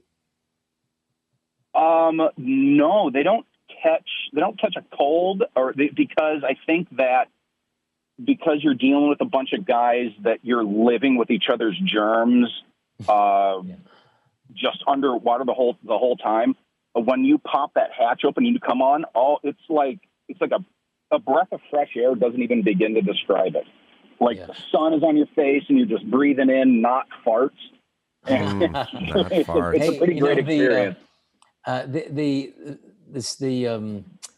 submarine corps for the United States in World War II was really tough because they weren't calibrated correctly, the torpedoes. So there was like a very high death rate, or the highest, I think, for the armed services for the United States, I think. And so they basically were shooting blind for like the first year that they were out there against the Japanese. They literally, and so I think was it Rita Hayworth that came up with a better design for that, or something that happened. So, but really, no. See, I didn't know that. I just knew that they were kind of behind as far as especially Germany. They were their U-boats were just messing around with us. Luckily, now I think that we've got the best submarines on the planet. But yeah, World War II, it was a rough time. I've learned from watching movies that U-boat commanders, German U-boat commanders, are amongst the best, most rugged-looking individuals on the planet. No one's ever cast a guy with a double chin to be a U-boat commander. Yernik Prochnow. Yeah, that was the greatest beards, steel gray eyes. Yep. Like they're they're majestic creatures. You got to respect them, but they're good looking. Das Boot, by the way, chin got in the way when he was looking in the periscope. It was so square, and he got they made it into a 2-hour movie, which was still amazing. But originally, Das Boot was a 9-hour television series or movie, and it was like the most incredible stuff. They literally had a guy that was running right behind the sailors in these small. That's when they had hot bunks, by the way, Adam. You would love this. In other words, you don't get your own bunk and you leave it, you come back to it later. You get out of the bunk, somebody else goes and sleeps in that bunk. So when you go to sleep, it's a hot bunk, somebody just got up. Right. So in Das Boot, they had the cameramen literally wearing helmets, helmets to guard themselves and like pads, because they were running with the cameras right behind these guys. And it's just the whole 9 hours is ridiculous. Have you ever seen that? Das Boot is spectacular. Young Wolfgang Peterson wrote and directed that. He went on to direct many Hollywood movies. Oh yeah, and it was supposed to be like a epic miniseries, and even the movie they trimmed it down to is pretty spectacular. Spectacular. Yeah. Hey, just a quick correction, because it's such a great piece of trivia. You were so on course with Rita Hayworth, and that was the name that popped in my head when you said that. Hedy Lamarr. I'm sorry. Hedy Lamarr she developed a radio guidance system for Allied torpedoes intended to use frequency hopping spread spectrum technology to defeat the threat of jamming by the Axis powers. Hedy Lamarr. Wow, that's right. Okay, I'm sorry, but it's easy to confuse the two. One of those beautiful women who ever lived. That's why I was like, I got to look that up. I have to make sure that's right, because it's such a great piece of trivia. Well, Rita did her part because she was probably painted on more airplanes. She was the pinup girl. Yeah. Yeah, Betty Grable. And you want to know the sad reality of male sexual wiring is that if we went to a party and one chick was painted on the side of an airplane and the other chick figured out a way for the guidance system for the torpedoes, we'd be like, I'll talk to you when I'm done talking up the chick nice, Brainiac. who's painted on the side of the bomber. All right, let me hit Mercari here. Fast, easy way to declutter your home. I love Mercari. It also, you don't have the landfill, so you don't have to take all this stuff and throw it out. Kids, ice skates they've grown out of, or any kind of sporting equipment or anything. You just do it in minutes. You can download the Mercari app, take some pictures of your stuff, add a description, and it's listed just like that. Once it's sold, Mercari emails a shipping label to you, stick it on the box, and ship it from your home. No meetups and no hassles. Over 50 million downloads in all 50 states. Try Mercari and make a little extra cash. And again, don't throw the stuff out. Make some money off it and get it out of your place. You're not using it anymore. Sell and buy most anything and do it right from your own home. Find it on the App Store or Mercari.com. That's Mercari. Mercari, America's no meetup marketplace. Thanks, Matt, for those pictures and your service as well. Rob, their stand-up special. I just saw the trailer, which was very funny. I've not seen the special yet, but I shall watch it as you hear this. Because it's up and running now on Netflix. You shot it in Utah? Salt Lake City? Salt Lake City. Yeah, that's where all the Filipinos and Mexicans are. About as white a crowd as you can get. Mormons. They were great, though. But, it's like I wanted to do a place where I know I could sell out 2 shows, and there are really great audiences out there. Really responsive. If you've been out there, you know what great audiences they are. And so I said, I'll just shoot it, and I'll just get on the road for a few months and really get this stuff down. And then I did. And then we shot it February 29th. And then the world shut down about a week later. Talk about timing. Right. And did you have a deal with Netflix beforehand, or did you just go out and shoot it? Netflix was lucky enough. I'm lucky enough that Netflix was to work with me on this and give me a shot, a special. And it's exciting. I mean, it really is like, as a comedian, you try to get to a place where you can, show your act in front of 110 different countries all over the world. It's a dream. It's nuts. And most people, the thing is why I really wanted to do this was most people don't even know that I ever started out as a stand-up. It's like Adam Sandler, Chris Rock, David Spade. I mean, Chris Farley wasn't a stand-up. He was an improv guy from Second City. But we all started out as stand-ups. And honestly, by the time we had like 20, 25 decent minutes, we were on TV. We're on Saturday Night Live. So that was a great problem. But for me, I always looked at like those guys that you really admire, the great comics, Jay Leno for me, and Dana, the great Dana Carvey and Dennis Miller and these guys, and Chris Rock, who had an amazing hour. And then I wanted that. So the only way to do that, you got to hit the road and hit it and hit it and hit it. And it takes years, So this was something I put together for the last few years. And, I wanted to do something. I think that people are in a really good mood right now to want to laugh, take all the politics and crap out of it and just give them something to laugh at for an hour. I was spending time yesterday over the weekend with Chris Farley's cousin, Jim Farley, who's now the CEO of Ford. And they look exactly the same. There's some families have these like strong genes, like his brother looks exactly like him. Yeah. And Kevin and his cousin Jim, if you can find a picture of Jim, they just have that look. I don't know what it is. It's kind of they look like they just had 10 beers. Yes. They look like and it's getting a little crazy. Because that's the first time I ever met Chris Farley's. I told you, I don't know if I told this before, but this is before social media. It's just 8 years ago, almost 30 years ago. And I'm checking into the hotel because I don't have an apartment yet. It's my first real season at Saturday Night Live, and I'm checking into this place in the middle of Midtown, little hotel, and I hear this a-hole next to me going, I need a smoker's room because I like to smoke. I'm a bit of a smoker, and I can't have a problem. I want the smoking room because I've had to pay the fine before. Blah blah blah. Just look at it and I go, who's this a-hole? And the guy said, look up the name. The name's Farley. Look up in your roller majinger. And so I said, hi Chris, I'm Rob, and I'm gonna be working with you this year at SNL. I said, we'll go out and have dinner if you want after this. So we went out to dinner to this place called Joe's. It was a Mexican restaurant in Midtown. About 11 tequila shots later, he's on the table, naked, taking his shirt off, doing the whole thing, with the shirt between the legs, Right. And he wasn't a famous Chris Farley. He was just a fat, naked guy on the table. And I just went like, wow. And I never went back to that restaurant again. They never allowed me back. Well, you guys, so you both had your first season, it was together, right? Yeah. Your first season was yeah, I was there at the end of the 89-90 season, and Farley came in 90-91. Who was the cast on your first couple of seasons? It's where the cast, that was the time of Saturday Night Live when like the first half of the show was just showing how many people are in the cast, Right. And it was, literally like Senator Al Franken.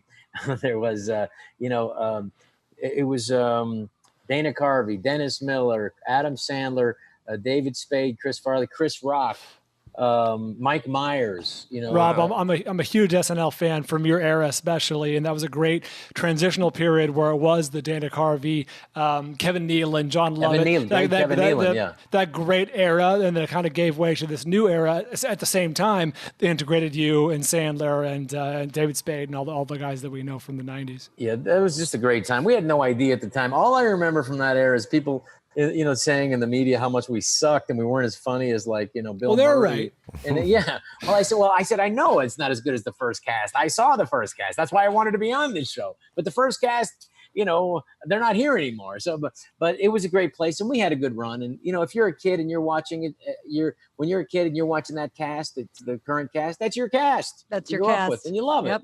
I agree. So it was a real dream, dream place to be. And literally, if you had an idea that Adam Sandler and I went out to dinner one time with our girlfriends and we had money to take them out. And I just remember, the waiters were being at the Italian restaurant Il Cortile in Little Italy. And they were the waiters were kissing our girlfriends a little bit, like bellissima, mwah, mwah, mwah. Right. 3 times. It's a bit much, Right. So anyway, we sit down, and like the next day or the couple days later, Tuesday night, Adam Sandler comes in the room with Rob Smigel, and they're giggling and they're falling on the floor laughing. And I go, "What is it?" And they just hand me the script, and I start reading it. about these Italian waiters being overly aggressive and humping your girlfriend. And I start laughing, falling on the floor. And it's like, what a great way. And the next thing you know, 4 days later, we're performing in front of all of America or whoever wants to watch it that late. And they're laughing so hard, the audience, because Adam Sandler's basically in a diaper and Dana Carvey's humping Victoria Jackson on the table. It's Kirstie Alley, right? Was it Kirstie Alley? And I'm licking her face, and my ass is hanging out.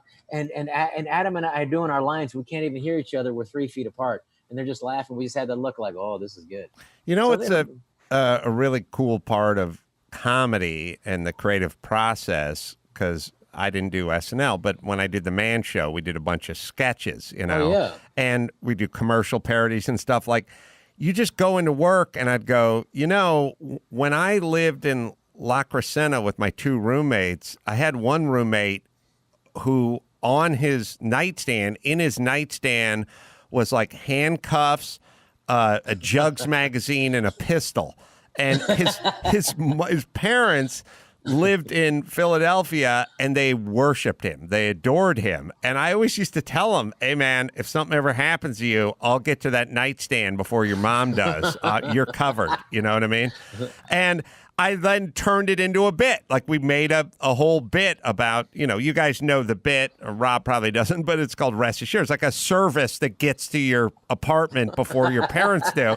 And we made a funny bit out of it, but it was a bit, it was based on, like, you'd have all these ideas of like, oh, I used to kid about this and I said that.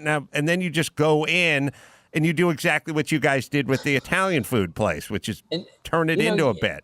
There was this one thing that happened to me that I thought, like, sometimes, especially like to me, sleep deprivation before the structural side of your brain, the left side wakes up, there's a little crazy part here before you had your coffee, and the creative side's kind of sneaking out to see what it can get away with, which is also the drug addict part of your brain, by the way.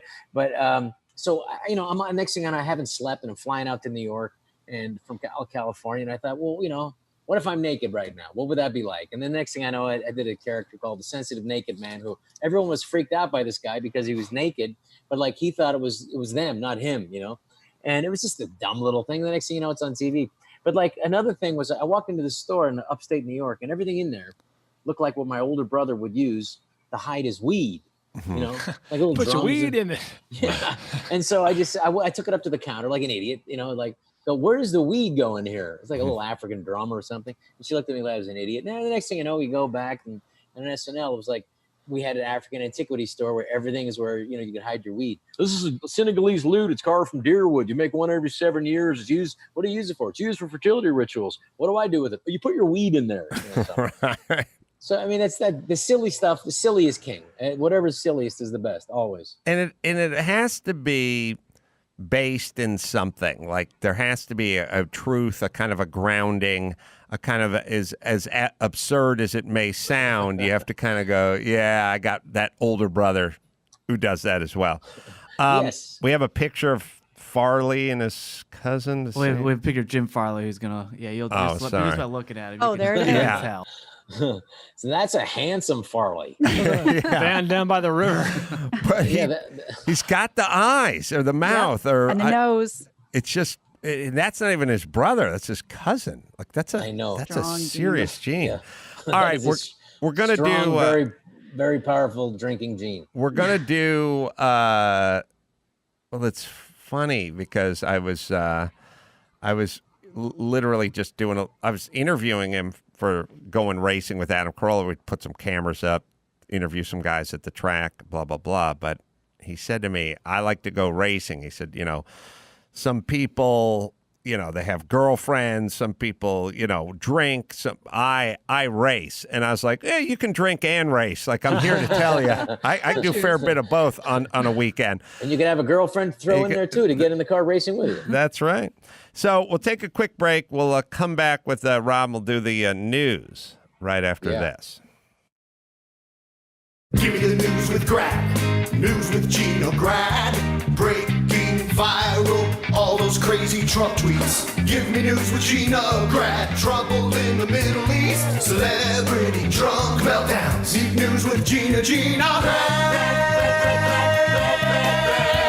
The news with Gina Grad. So these Chappelle shows continue in Ohio, and he usually brings up a guest or two, and that's where Louis C.K. resurfaced recently at one of the stand-up events in Ohio. So Dave's been hosting this series. We talked about this a little bit, called Dave Chappelle and Friends, an intimate, socially distanced affair. And he's been bringing up Jon Stewart, David Letterman. Our buddy Adam Ray was up, I think, like 2 days ago. At least that's when the picture was posted. And in a photo dated August 4th, it was revealed that CK was his special guest for 2 recent shows. And we have a picture here of Louis in the middle with everybody. It's the first time he's shared the stage with another prominent comedian. Which one's Louis? You got to look close. You might want to blow it up so you can see it. I don't, I'm not familiar. Yeah. Yeah, just did 2 shows recently. Sarah Silverman looks like she's in there too. Yeah, at the bottom. Oh, she is? Oh, yeah. Yeah. I don't know. Do you want to squat underneath Louis? That's the last place you want to be. Very good point. With your back turned to him, didn't she have a story like that? I but she kind of, she joked. Yeah. Michelle Wolf is in like every one of these pictures, so I think she's a main fixture down there. The other picture with, I think it was the one with Adam Ray, also Tiffany Haddish, who might be in that picture as well. She just shaved her head. Yeah, that's her. That's her. Yeah, and Jaleel White, Urkel. Yeah. Jesus. And Adam Ray. Wow. Cool. Wow. It's crazy down there. Yeah, I don't know. Is Louis out doing stand-up, or was he out doing stand-up? Yeah, he did a tour. He did a tour. Yeah, he did a tour. He was in Europe. He sold out in Europe. Oh, Europe for sure. But and he did here too. Yeah, he would do like clubs and just kind of like he'd like, I'm gonna be here. I'm gonna be performing in 45 minutes. Whoever shows up, and it would sell out instantly and pop up. Yeah, and then also he wouldn't give enough time for people to like start threatening the establishment to burn it down or whatever, that they wanted to do to pick it or whatever, and it did very well. And his, I haven't seen his new special. I saw some of the older stuff of it. I listened to it at least. Somebody. That's why you got to take people's phones away these days, because the next thing you know, while you're still working out your bits, it's going to be on YouTube. But yeah, he was funny. Yeah, I mean, has it been 3 or 4 years since he got kind of outed? Yeah. And almost 3, yeah. And what's kind of weird about a Louis C.K., as I'm sort of thinking about this bizarre time we're living in a way, he doesn't really have an expiration date on whatever it is he did. It's just kind of a slow burn or something, whereas other people have their day in court, or they're let out, or they're thrown in jail, or there's a kind of a thing, like Martha Stewart, she spent her time. Yes. She didn't fight it. There's a dividing line where you either get fired, or you get divorced, or you get in jail, or you have a trial, or you're exonerated, or whatever. It's like Louis just kind of went, And so it's like, it's weird. So it's sort of like there's not an end point, but it's starting to sort of fade off, but there's no clear division of like now. There was like, because I remember like, reading about like Elvis and, seeing the documentaries about Elvis. There was, where Elvis was getting crap after the first time he was on Ed Sullivan's show. And then, he's like, it's risque, and he's using his hips. He has a penis. Mm-hmm. This is a problem. And then, Ed Sullivan had him come back again. He said, I just want to say on our show tonight that there's never been a nicer man. He's a gentleman, a nice man. You just saw the relief from Elvis, just like, thank you.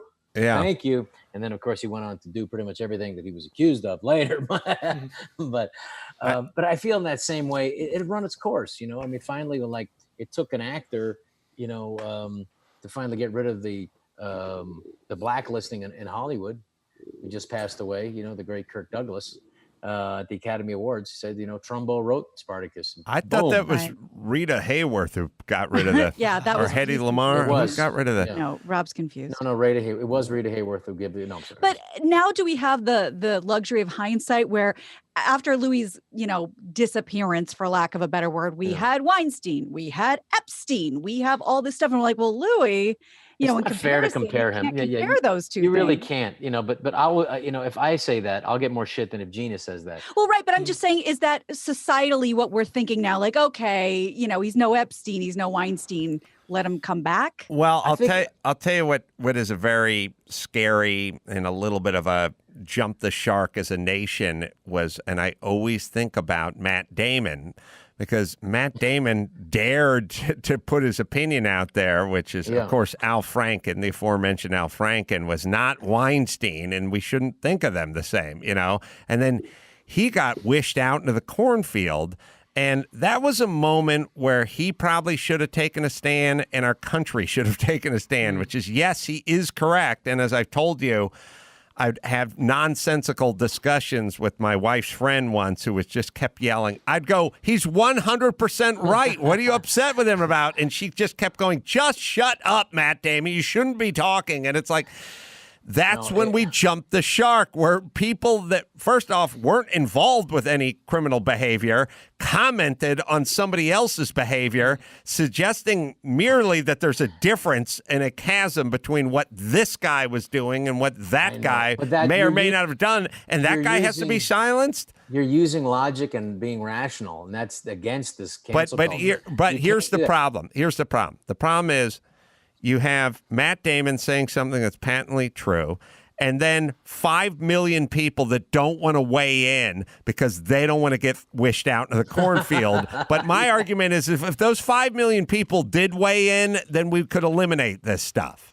And it can be both. You can say, yeah, no, you're right. I get it's not the same thing, but also fuck that guy. I mean, you don't have to. You can say that. Say whatever you want. You can say that. And also, it's like, you know, the guy Franco, whatever. I mean, like, I didn't talk about any of this in my stand-up special. Not that I need to bring it back to my special. James, we're talking about James Franco? James Franco. And then he got accused of creepy behavior, right? I'm not saying justifying the behavior, but he got accused of this thing, like, you know, of like promising things to women in exchange for sex. And then after, didn't follow through with anything he promised. And I'm sorry, that just reminds me of sex. You know, it just, you know, I mean, in general, I'm just speaking. You promise things, and then like, I'm sorry, we're not going to go to dinner. I'm tired. I don't want to see a movie. You know, it's weird. My Franco, I got my shoes off. Yeah. The Franco thing for me is interesting because he got outed because he was wearing a button or boutonniere or something that said he was down with the cause. It's like the Time's Up button or something like right. that. And it's weird. I process him differently because I'm like, that guy was trying to kiss some ass and not and be loved by this group. And then he ends up getting bit by his own snake, essentially. But for some reason, the guys that are trying... I have less sympathy for the people that are trying to sort of be down with this cause who then end up getting crucified by the cause. I shouldn't. Maybe it's inconsistent, but somehow his... No, but it does seem like, you know, if you screw up, if you're a liberal, real liberal, like I'm from San Francisco, I think I'm a traditional liberal, which means you're an arch conservative now, you know, but if you dare step out of line, I mean, no comedian was ever loved more than I think and adored more than Louis C.K. Yes. I mean, like the media. I mean, in his pseudo apology or whatever that he sent out, you know, he admits that. Like, you know, they loved him, but if you screw up, you're done forever. You're out. You are out. And well, you know, I don't think it's fair. Completely. Louis C.K. has had an interesting arc because. First off, at the beginning, he was kind of ignored. Like, no one cared one way or the other. And then at some point, he just became the voice of comedy. Like, it's like that guy is going to be the arbiter of all that is funny. For like 3 years, he became this guy. I mean, we used to book him on the morning show and stuff like that. No one cared who Louis C.K. was. He was another struggling comedian. And at some point, he became super relevant. Like, he just became sort of anointed. Because it was the HBO special, one of the ones he did. Because you can see him for 3, 4, 5 minutes and you can laugh and blah, blah, blah. But if you see him for an hour, he really has great logical progression to those absurdity in these bits, and they have some universal truth to it. I agree. I think he's great, but what I'm saying is there's something that transcends just being good. Like, at a certain point, your band becomes Radiohead, and then everyone looks to measure you through everyone else. Yes, right. The last time I saw Louis was like he was doing his last comedy special that was on Netflix, and I went down and saw him on like a Sunday night, and it literally, a Sunday or Monday night, and literally it was like the greatest comedy show I've ever seen. It was, and I went backstage after, and I said, "Man, that was ridiculous." He said, "Yeah, that was, I just felt that it was electric, And then he did the next night, and the next night it was like great. And I remember backstage, I went, hey, that was great, And he said, yeah, but it wasn't as good as last night.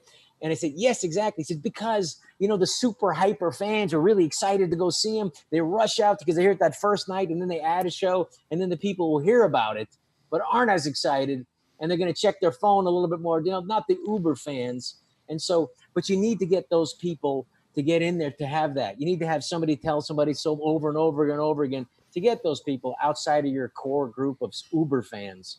And that's what finally happened, with him. It hit to sell out Madison Square Garden, you're going to have to get a lot of idiots too, who maybe don't really get it, but just pretend that they do. You know what I mean? So on the CK arc, which is nobody cares, then everyone cares, then he becomes the yardstick to measure other comedians against, and then we're done with him and he needs to be shamed out in the cornfields. Like, it's a weird, his whole sort of life, career-wise, is weird. And also, let's not forget my buddy Ray came up behind him and at Jordan Rubin's midnight roller skating rink thing when his shirt was off and he's all covered with sweat and just grabbed both of his man boobs and just started rattling them off. And Louis just turned around and went, what the fuck are you doing? Like, who are you? And my Ray's like, I thought you were Jeff Ross. The thing that was always funny about Ray is Ray would be peeing on somebody explaining, oh, I thought you were a good friend. Like, I didn't know. Like, I don't know how Jeff Ross would have felt about that one either, but he just literally came up behind him and just grabbed his man boobs. Not defending him. I mean, obviously there was some, not nice things he did, but the culture was basically not a sniper at that time, because usually sometimes a call would be a sniper. This time was pure double barrel buckshot.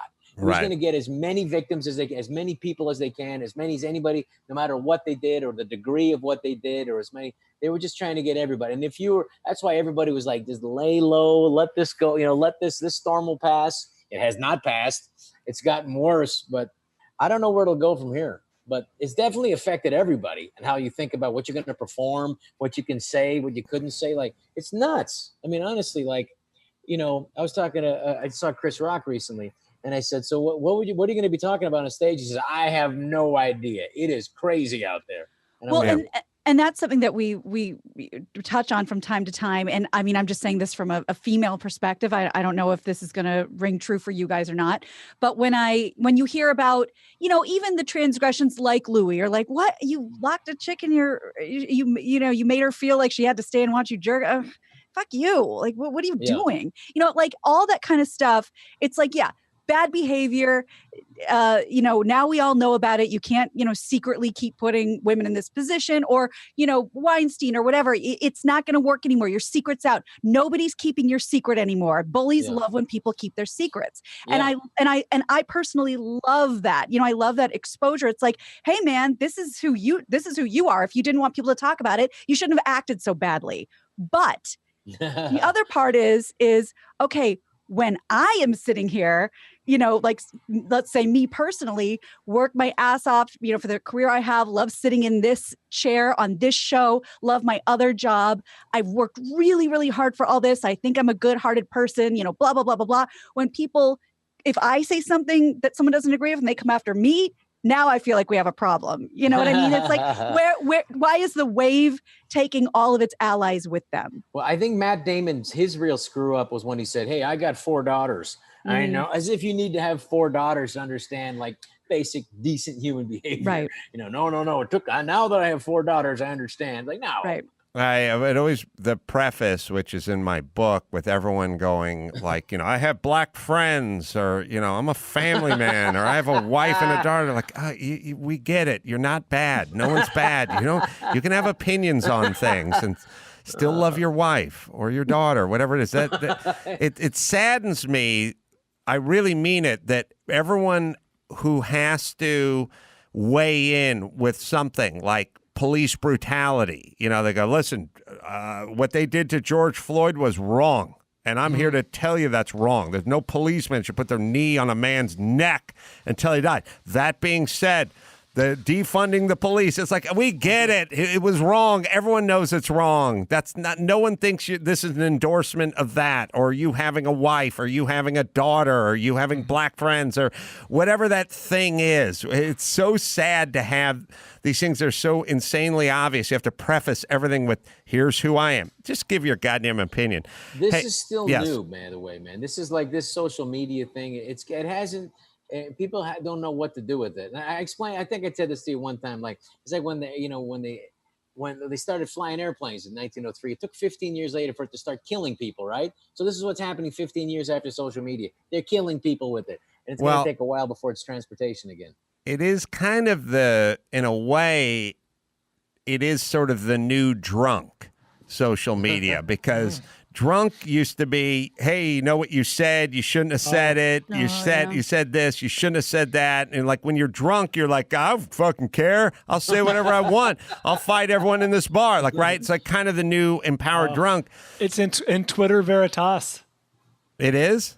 Oh. No, like in Vino Veritas, yes. You drank in the real personality. Yeah, the truth comes out. Yes. The Twitter is to drunk minus the hangover or the drunk tank or the cops or getting punched or having a bartender hit you with a baseball bat. Like it's it's like being drunk, saying what you want, and never having to deal with the biker whose girlfriend you offended at the bar. But here's the thing, though. Now the people are interpreting like they're hungover or like they're drunk. The interpretation from companies. When I found out, like the guy in the Galaxy from the LA Galaxy soccer football club got fired for something his wife texted, or his wife tweeted. It's like, what? Or his wife's Facebook page, whatever. It's like, I get fired for the wife, what she said. That to me is insanely out of control. We got to come back from the edge of the cliff there. Also, you kick a ball for a living. I don't want to sound like my mom, but I just mean you play fucking soccer. How much, how much wisdom should we gather from you? Rob, I know you got a hard out that was about 5 minutes ago, so I'll give your stand-up special a plug, and we'll bid adieu until next time. You come join us in Tempe if you're in town. I'm going to be at the Improv September 18th and 19th. Doing, I'll be there. Live stand-up and podcasts as well. So if you want to come down to the Tempe Improv, and say hi September 18th and or 19th, we'll work it out. I'll have Mike hit you off the air. Stand-up special, Asian Mama, Mexican Kids. It's available now on Netflix. Thanks, Rob. We'll talk to you very soon. Thanks, Gina. Thanks, Brian. Bye. Let me hit Simply Safe, and then we'll do a little more news. Most home security companies trap you with the high prices, tricky contracts, lousy customer support. There's only one that is a no-brainer, and that is Simply Safe. 2 eyes in there, people. Everything to protect your home, an arsenal of sensors and cameras for every room, window, door, tailored specifically for your home. Professional monitoring day and night, ready to send police, fire, or medical professionals, whatever you need. You set it up in under an hour. Peel and stick. Batteries last up to 10 years. No technician required. No contracts, pushy sales guys, hidden fees, or fine print. Starts at just $15 a month. U.S. News and World Report named it the best overall home security of 2020. Right, Dawson? Head to simplysafe.com/Adam and get a free HD camera for our listeners. That's simplysafe.com/Adam to make sure they know that our show sent you. All right, let's do a couple more, Gina. Okay. Well, hey, this is crazy. This is happening right now as we speak. So, of course, I'm sure there'll be plenty more information rolling in than what's happening just now. But I'm getting a notification saying President Trump has just abruptly ended his news conference and the White House briefing room has been placed on lockdown. I'm trying to get a little more information. I'm now seeing a tweet from Emily Finn, who looks like an anchor for OANN, which I'm not sure what that is. It says, One America. Come on. Oh, there you go. USA. Developing initial reports of shots fired at the White House. Secret Service escorted him out of the briefing room. Our correspondent is currently in lockdown inside the briefing room. No shit. So that's all we know. Jesus Christ. Let's see. Secret Service currently in. That says shots fired at 5:47. So that was just about 15 minutes ago from where we are, and we'll see. We'll see what's going on. Yeah, we can. I'm laughing because I'm just picturing watching CNN, going, "The president was shot." Now, look, no one deserves to be shot, but, if you're going to sit up there and lie all day, I mean, look at the coronavirus. How many people needlessly died? Jesus Christ. I wouldn't wish it upon anyone. Yes. Well, Max Patty, you can scour the thing. And Yeah, see if I'm you got scrubbing through something. video right now. Please, because it's literally breaking right now. Wow, so I'm that's not. crazy. You'll see more. Meanwhile, just on a side note, I watched Richard Jewell for the first time yesterday, and ooh, that poor guy got a bum deal. You saw that, right, Brian? I did. Okay, good movie. I love the performance by Paul Walter Hauser. He was great. He's incredible. And I said he has to be such a smart actor to pull off this character. He's fantastic. Anyway, I want to watch that too. Now, I'm Eastwood. telling you, Okay. what if Richard Jewell looked like George Clooney? Would he have been accused of this? Well, it's funny because the guy kind of after him in the movie is John Hamm. Right. So what if those roles were reversed? I'm just saying, we don't realize what animals we are, and I don't mean that even in a negative way, but it's like you just go, look at that guy. Look at that guy. You know he did something. Look at him. Right. Look at him. Yeah, Right. Richard Jewell himself was not telegenic. He didn't come across the screen as like, oh, that's a hero. No, nothing charming nothing about him. But a good guy, I guess. Well, what if? All right, the movie. I'm trying to think of. I'll think of the name. Keep going. Okay. Okay. So as I mentioned earlier, Sturgis is popping off right now. Thousands of bikers rode into the small town in South Dakota over the weekend for the 80th annual Sturgis Motorcycle Rally. Authorities have so far reported 84 arrests for offenses like, now hold on to your hat, drunk driving, drug use. More than 200 citations were also issued, and police responded to 18 crashes. Well, let me ask this. All right, what if Richard Jewell looked like George Stephanopoulos? Oh. If I'm saying his name's right. At the time, it'd be a boyish good looks. Would he be? Would we go, that guy? I know he put a bomb somewhere. Like if you pictured, they're probably both about the same age. I mean, Jewel's been gone for a little while, but if you showed a 30-year-old, they're both like a picture of both of them at 31. Within 5 years, yeah, that's right. George, you would not convict, right? No. That kid? No. He's a spry, diminutive boy next door. It's how Ted Bundy got away with what he did for as long as he did it. And who played Ted Bundy, Brian? Like Zac Efron or something? Yeah. Oh, you have to find the prettiest guy in Hollywood to play a Fuck, I think Jeremy Renner played him too. You have to. There was a couple. Zac Efron did play him, I think, in one. As far as the White House, so there was an armed suspect outside the White House. That suspect has been shot and is being taken to the hospital. Oh, and there is no word on why he was there or if it had anything even to do with Trump, according to Trump. So. Shot by the police or whatever? Secret Service, yeah.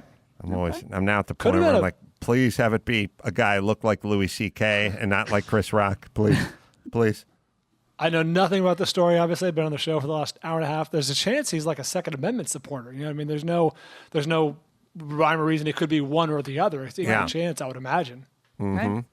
So the Sturgis event is 10 days long, very little social distancing and mask wearing. The virus experts call this a super spreader event. And, there's not really been much of this in Meade County where, there's been one COVID-19 death. But those guys are all in really, really good shape. So they'll be fine if they get the fucking COVID. Yeah, the perfect, But the concern is that numbers will spike after thousands of people come together, then they're going home. And so we'll watch out for the biker crew, see what happens. So I don't know if you saw this story about this girl, this very sort of nice looking, studious girl from a high school in Georgia. Not guilty. Not guilty. Right. Didn't plant that bomb. She posted a picture of what her high school hallway looked like at North Paulding High. Oh, yeah, I saw that. And it's just a traffic jam of just, a regular old day at school. It stopped. People can't walk anywhere. They're ass to elbows. There are no masks. And she posted the picture saying, this is what our school looks like right now. So instead of, maybe fixing the school, they suspended her for posting the picture. Good. She's a fucking snitch. No fucking post pictures. Go about your That's fucking funny. day. Wait a sec. It's funny that you and I have different opinions on this. Please bring this up on reasonable doubt, because did she violate some written, agreed upon rule? Okay, so I can sort of speak to that. Okay, 'cause that is kind of crazy. So the district initially suspended the student earlier this week after an announcement to punish all students who shared disparaging content on the school on social media. TMZ reports that the school suspended her posting because she was posting pictures of minors without their consent. That's what high school kids do on social media. They post pictures of each other at school, and it's a public school. Rules it's are a public rules, school. Gina. Okay. Sure. So the school authorities allegedly told her that anything that goes on social media that's negative or a like without permission there will be consequences. On Friday, the student announced via social media that they reversed the decision. But hold on, this is a perfect example of Andy shaming my bathroom and me cleaning it up.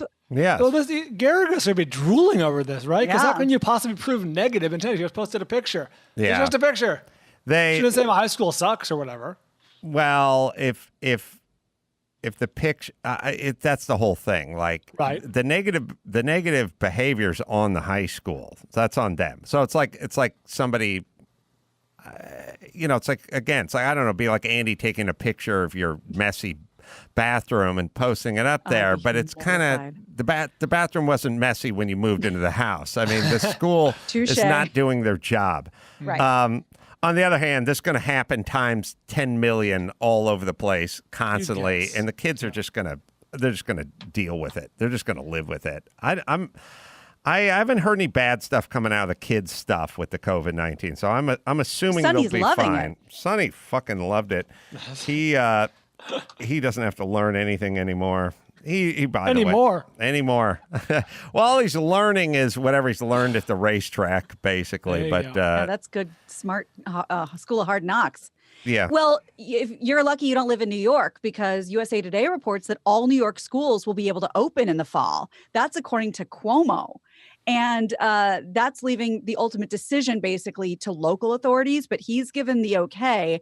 He said last month that schools would be reopened on a regional basis if the region was reporting a 14-day daily infection rate of 5% or lower. That's currently the case for all regions, apparently, in New York, which was one of, the epicenter when this all started. Friday's decision is meant to be a preliminary one, as the first day of school is like September 10th. So it's still a month away. Each district has to submit their own plans to reopen. They're being reviewed by the health department, and they're looking at probably a hybrid situation of 3 days of in-person. Yeah, I don't know what the hell my kids are doing, but I don't think they're going back until after the first of the year. Yeah. I don't think, and it's also it's pretty apparent that the teachers ain't nutty about teaching either. So it's like the teachers like getting paid to stay home, and their clients like them to get paid to stay home as well. And that's kind of a perfect storm there, with not a lot of incentive to get back to it. So I don't think they're coming back. I don't even think they know anymore. I can't. Yeah. I was talking about, like, we're having this sort of global discussion with Peter, who showed up to the track with us and is going to Berkeley right now, but he went home and was doing like remote learning, and all these colleges were doing this thing where it's like, well, you still pay us, but you just stay home. Right. I think there's going to be a change here. I think we're getting to the point of, for the colleges, be careful what you ask for, because on one hand, you get paid without having to open up a building. On the other hand, you've just taught everyone they can stay home and get what you're providing from home, which means why do they need to pay for your bell towers, And so I think there's going to be a real change here in learning, and especially like in college. And, my Sonny's not going to college anyway, but he's 14. Would he ship off and go to college in 4 years? It seems sort of realistic now. It's gonna feel a lot like, renting a DVD or something. Like, you could do it. Maybe some people want to do it, or they like it, or they like their Blu-ray collection or whatever it is. But aren't most people just going to use their phone and download? Like, isn't college going to be that soon? Well, this is your in 50 years we'll all be chicks. You already said this about college, but it happened sooner. Yeah, this thing fast-tracked everything.